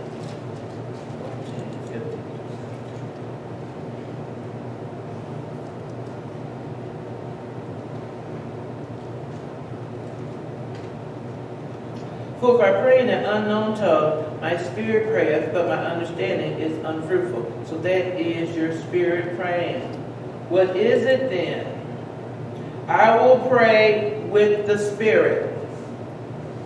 Because it said that was my spirit praying, right? Do we see that in verse number 14? For if I pray in an unknown tongue, my spirit prayeth, but my understanding is unfruitful. You don't know what you're saying unless you interpret it. What is it then? I will pray with the spirit, and I will pray with the understanding. What does that mean?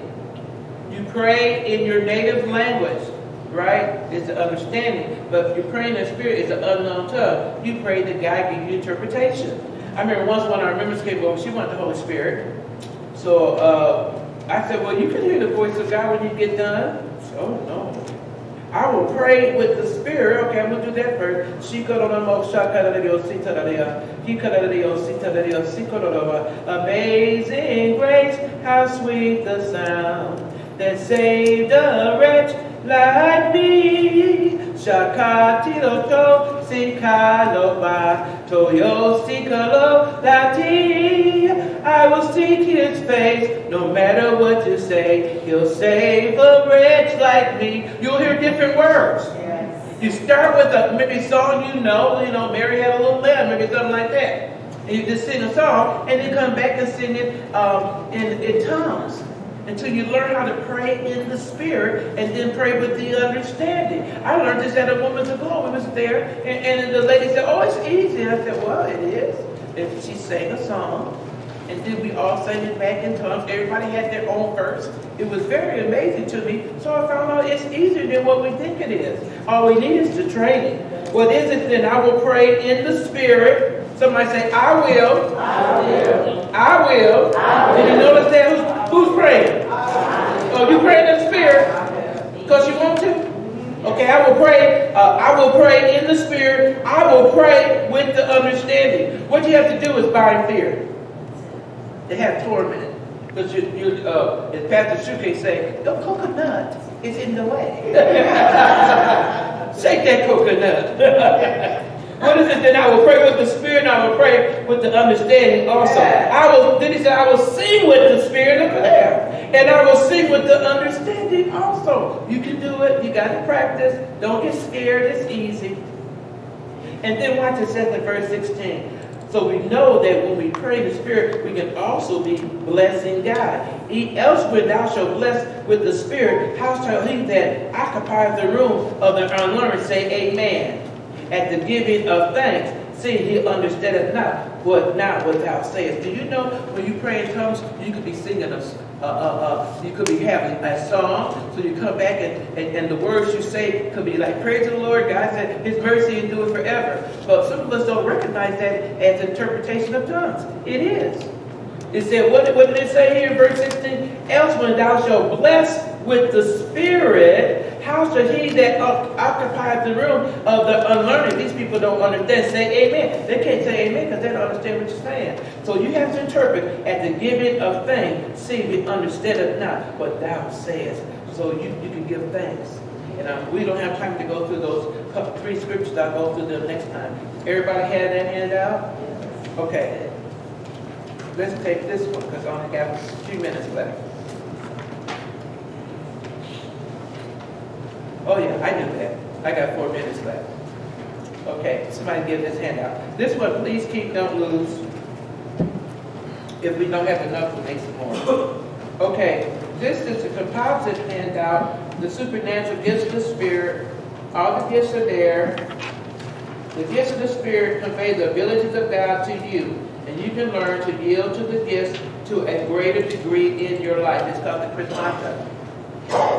Okay, so here's a simple outline, and you can go through this. Here's a simple system for organizing the supernatural gifts of the Spirit listed in 1 Corinthians. There you see it all. The speaking gifts primarily manifested by saying some things. A, tongues. Apostle taught you this. It's a supernatural utterance, and never learned and usually not understood by the speaker or listeners. Interpretation of tongues, when a person supernaturally receives the meaning of an utterance in tongues. Prophecy, a supernatural utterance in an unknown language that speaks for God and is both spontaneous and timely. And that's how far we're going. I don't know if Apostle got to the word of knowledge yet, but there's the word of knowledge and the power gifts. And it talks about them in part B. They're interconnected. Okay? And then it's for profit for all. Keep that sheet. I want us to take a few minutes to pray in the Holy Spirit. Let's begin to pray now.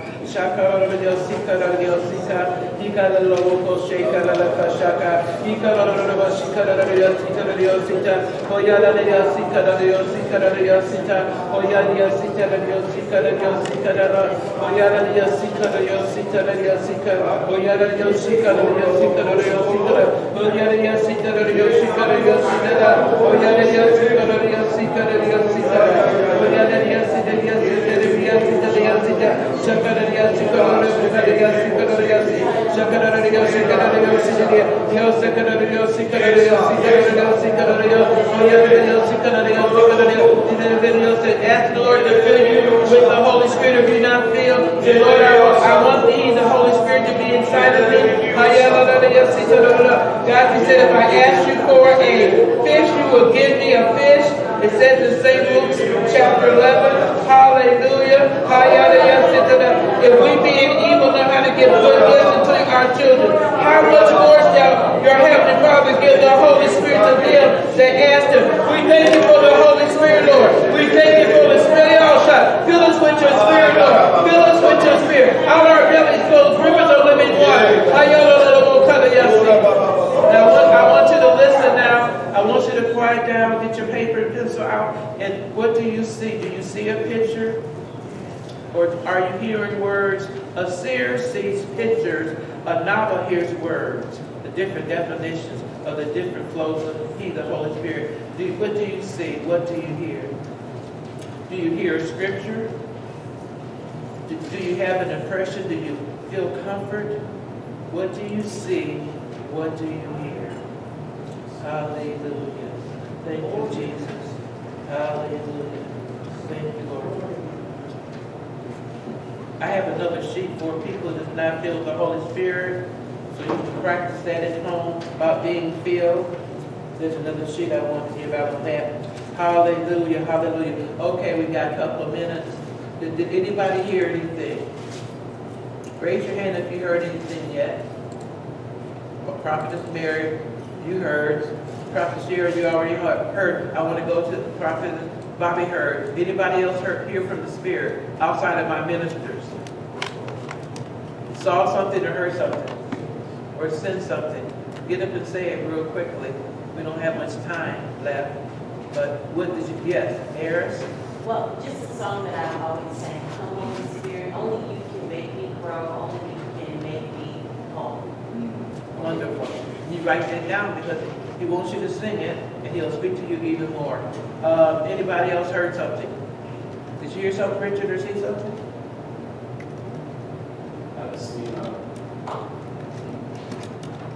I've seen that the Spirit is pleased with the trade. You know, he's happy.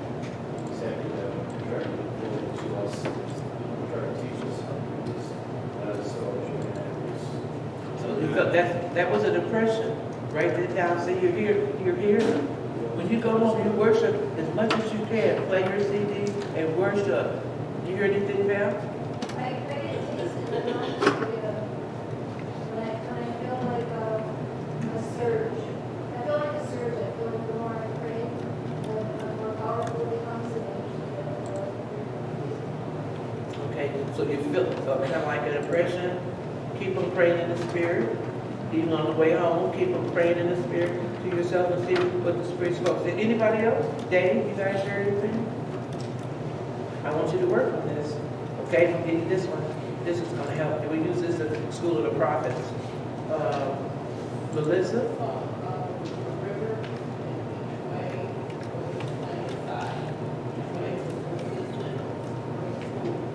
You saw a river with waves flowing. Ask the Lord, what was He speaking to you? Because you know there's one in Ecclesiastes in chapter 11 said your blessings come back on every wave. Okay. It says it was 2 rivers. A lot of waves. Anybody else? Okay, Prophet Mary, go ahead. I heard the Lord say Isaiah 35, and down in that 6th verse, it said, "For in the wilderness, waters shall break out and streams in the desert. And then the eyes of the blind," in the 5th verse, "shall be opened, and the ears of the deaf shall be unstopped." And what the Lord was saying is the future glory of Zion, what God is doing right now, that we shall see the glory of the Lord and the excellency of our God. Wow. Amen. Sheriff, did So, you have anything? The Lord will say that even as I have spoken, I will continue to speak. And I will continue to speak until you begin to see. And the thing that you see, you to move towards, said God. And when you move towards it, says the Lord, you shall possess the thing that I am rendering to you, says the Lord. I am rendering. Don't doubt the river. Don't doubt the stream. Don't doubt the flow. Don't doubt the impact, said God. Because I'm splashing against you with my presence. I'm splashing against you with my essence and with my power, says the Lord. And so don't doubt, said God. Don't look to the left or right. Don't be Peter, said the Lord. But be the man and the woman of God I called you to be, said God. I am rivering towards you, and I'm rivering out of you, said the Lord. And this cataclysmicness, said God, you will then see my glory. You will see me exalted in your day, says the Lord. And even as I heard this, even as the prophecies concerning the rivering again. In Isaiah 43, let that be your homework assignment this week. Isaiah 43, verses 18 and 19. But the Lord is rivering, and this hits me first, because we have this new poster back here, operate in the supernatural, and that's Acts 4 and 6, I believe, could be 4 and 8. But the significance and the importance of we operating in the miracles, in the miraculous, and we seen that happen. Amen. Amen. And so I'll admit I'm discouraged sometimes. I was talking to my wife about this, have supernatural sunning, etc. And you're looking, you're stretching, you're desiring, you're wanting, and you're not seeing. And our fight is on concerning this whole traditional spirit and these spirits that contend against us as we keep pressing forward. But this word today was a word of encouragement to me, as the Lord is saying, I'm still rivering, I'm still flowing. Expect, I hear this from the Lord right now, expect the superflow. Expect the superflow. Say, I expect the superflow. Because see, a normal flow is the flow of currency, the flow of business as usual, the flow of humanity as usual. That's the natural tendency, trend, and flow. But today I'm declare with me the superflow. Sharing your word. I saw a meadow that goes forever and ever with the tall, brown, like grass in the field and a soft wind blowing, and I just heard the song Good things. But when you said that, I saw Psalms 23, and he leads us to still waters and green pastures. That's what I saw. Anybody else before we close out? This is what I want you to work on. Okay, over there, Charles. Let's. As Apostle was began to speak, I was seeing, you know how you see the canyon and you have water flowing. I saw the canyon being carved more on both sides, and the water is flowing wider. I just keep seeing the water just constantly flowing, but it's getting wider, and the canyon is being chiseled out on both sides. So I declare the superflow. I declare the superflow. I declare the superflow. I declare the superflow. I declare the superflow. I declare the superflow. Amen. And I want you to put in your mind right now, possession. Okay, what do you need to possess? What do you need to claim? All right. Our dear sister said a 10-room building for her ministry. Amen. And when you get it in your mind, I want you to stand up and I want you to declare, I'm possessing this with the superflow. Come on, do that right now. Amen. Hallelujah. Get it in your mind what it is and declare it out loud. Let the devil, let the world know. I claim it now. Say, you know, okay, I'm not here. Okay, that's why I said I possess this. I possess this with the superflow. Now look at me now. Look at me, everybody.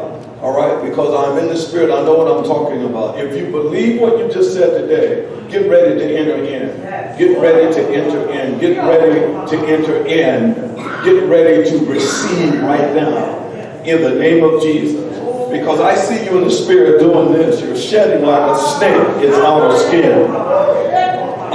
You're casting off the constraint. You're casting off today, this morning, amen, the outer of you so the inner of you can flow in a supernatural way. Amen. So I declare you're going to claim that job in the superflow. You're going to claim, amen, that degree in the superflow. You're going to claim, amen, that real estate and that land, hallelujah, and that higher degree and measure of the Holy Ghost in the name of Jesus. Say, it's mine right now.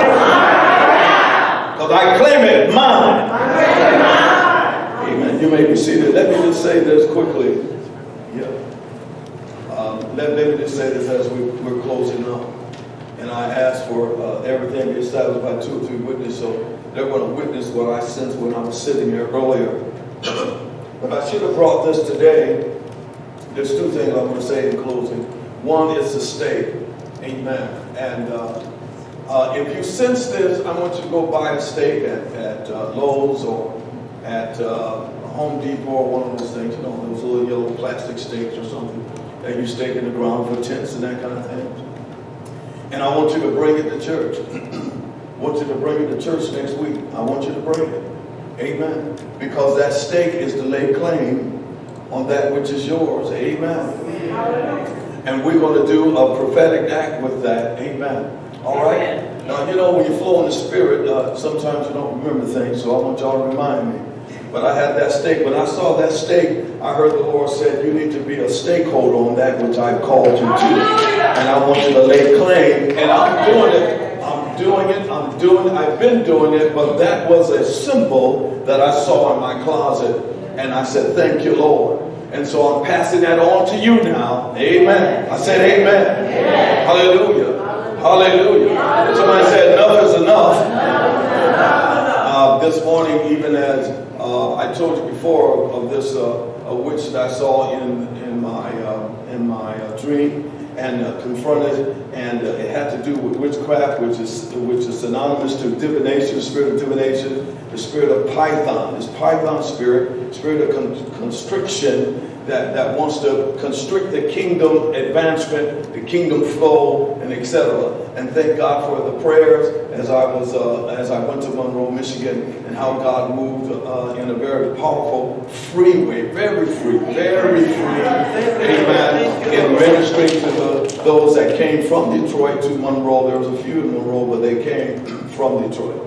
But even today, as I sat here, the Lord reminded me of the dream that I had last night.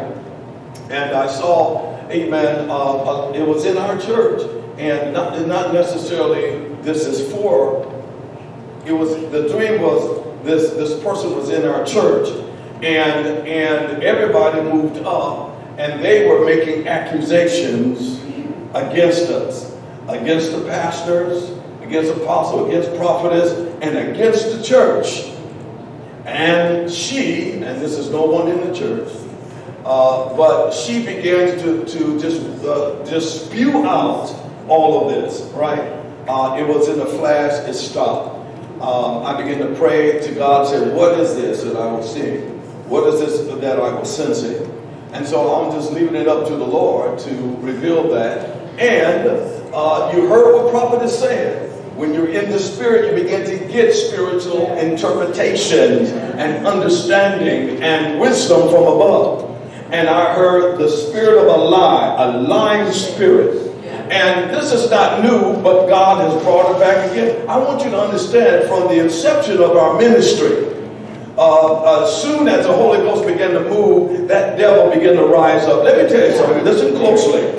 When you're about to move in God, you will incite the enemy immediately to come against you. Yeah. Nothing to fear. You don't have to freak out over it, but just understand the warfare that we're in. Because you're in this camp, it's automatically warfare. Yeah. Automatic.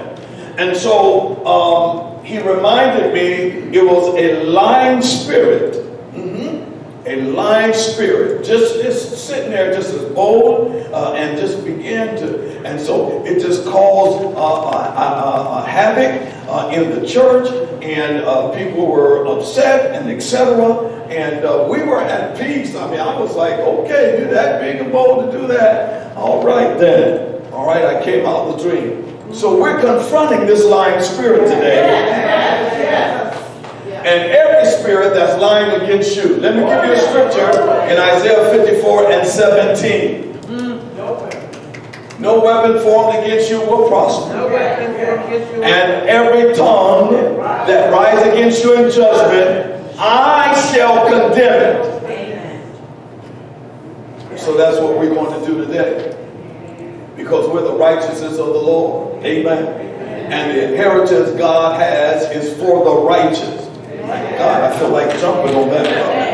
Hallelujah. So let me declare this over you, and then At the end, Mary's gonna play a song for us. Okay, well, right now, let me finish this. And so it's important that you understand that these spirits that's lying against you, speaking in a still small voice against your body, against your finances, against your dreams, and those things that you once were happy about, you're not happy about anymore because you said, I'm done with that. It didn't come to pass. I'm really upset, discouraged, despondent over this thing. I don't even want to think about it anymore. And I'm going to rebuke that lying spirit, and your joy is going to come back in you again. Amen. And the peace of God again. Amen. Hallelujah. And you're going to press past the pressure. Hallelujah. To get to the promise. Amen. So let me go to the high place right now. So in the name of Jesus Christ, I rebuke you, you lying spirit that have been lying against this camp, lying against these pastors, lying against the elders, lying against our vision, lying against our mission, lying against the prophecies and the promises of God concerning this house, concerning the advancement of the kingdom of this house. I rebuke you. I call you down in Jesus' name.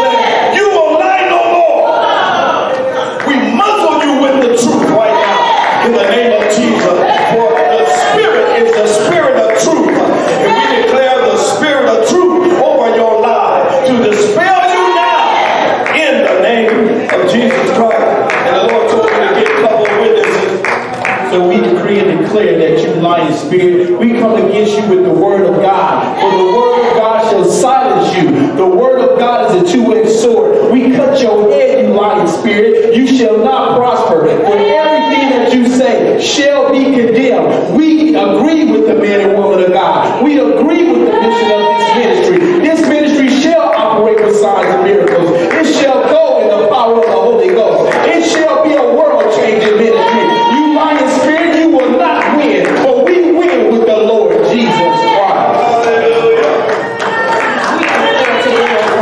That the Spirit of the Lord is in this house. We declare today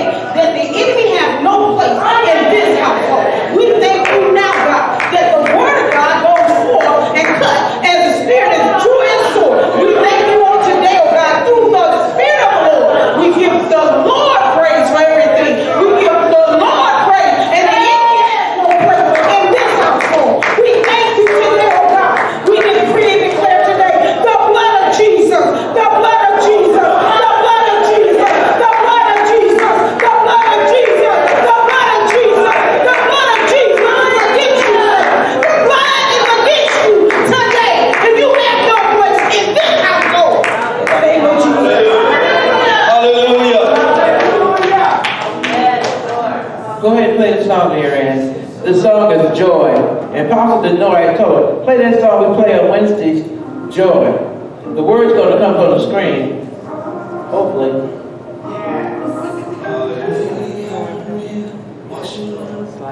Okay, you got to have the one with the words on there.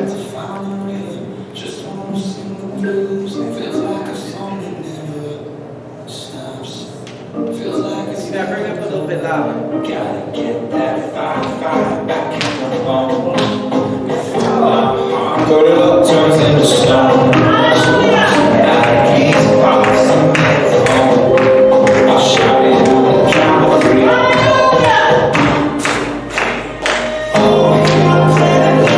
I'm singing to the sky. Give me strength to rain the voice and testify.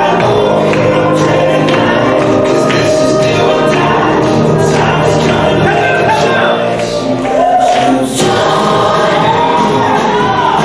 Let it move, let it move.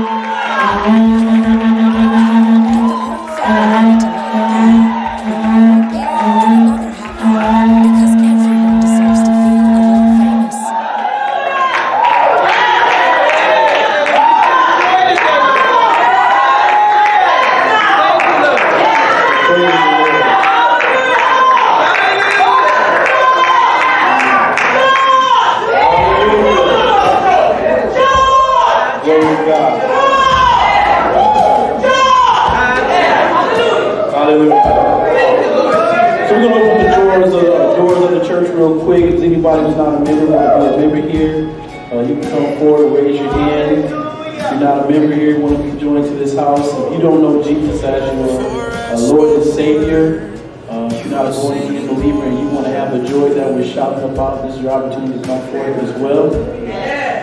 All right, so if not, then everybody please stand for our benediction. And our benediction will come from the book of Numbers, chapter 6, verse 24 through 26. And the Bible reads, the Lord bless thee and keep thee. The Lord makes his face shine upon thee and be gracious unto thee. The Lord lift up his countenance upon thee and give thee peace. Go in peace, hug somebody and tell them that you love them, and let Jesus continue to be the secret of your attraction. Amen.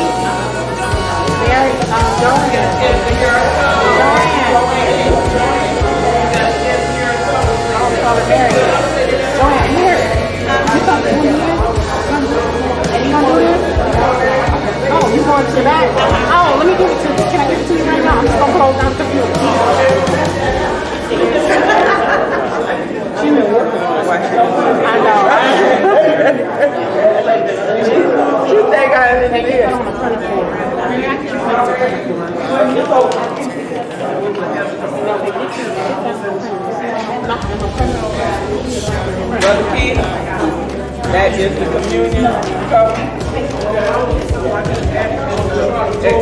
No, I'm just letting you know that's what it is, a communion cup. Here, let me give it to you, dear. You know where it's at? Huh? You know where it's at?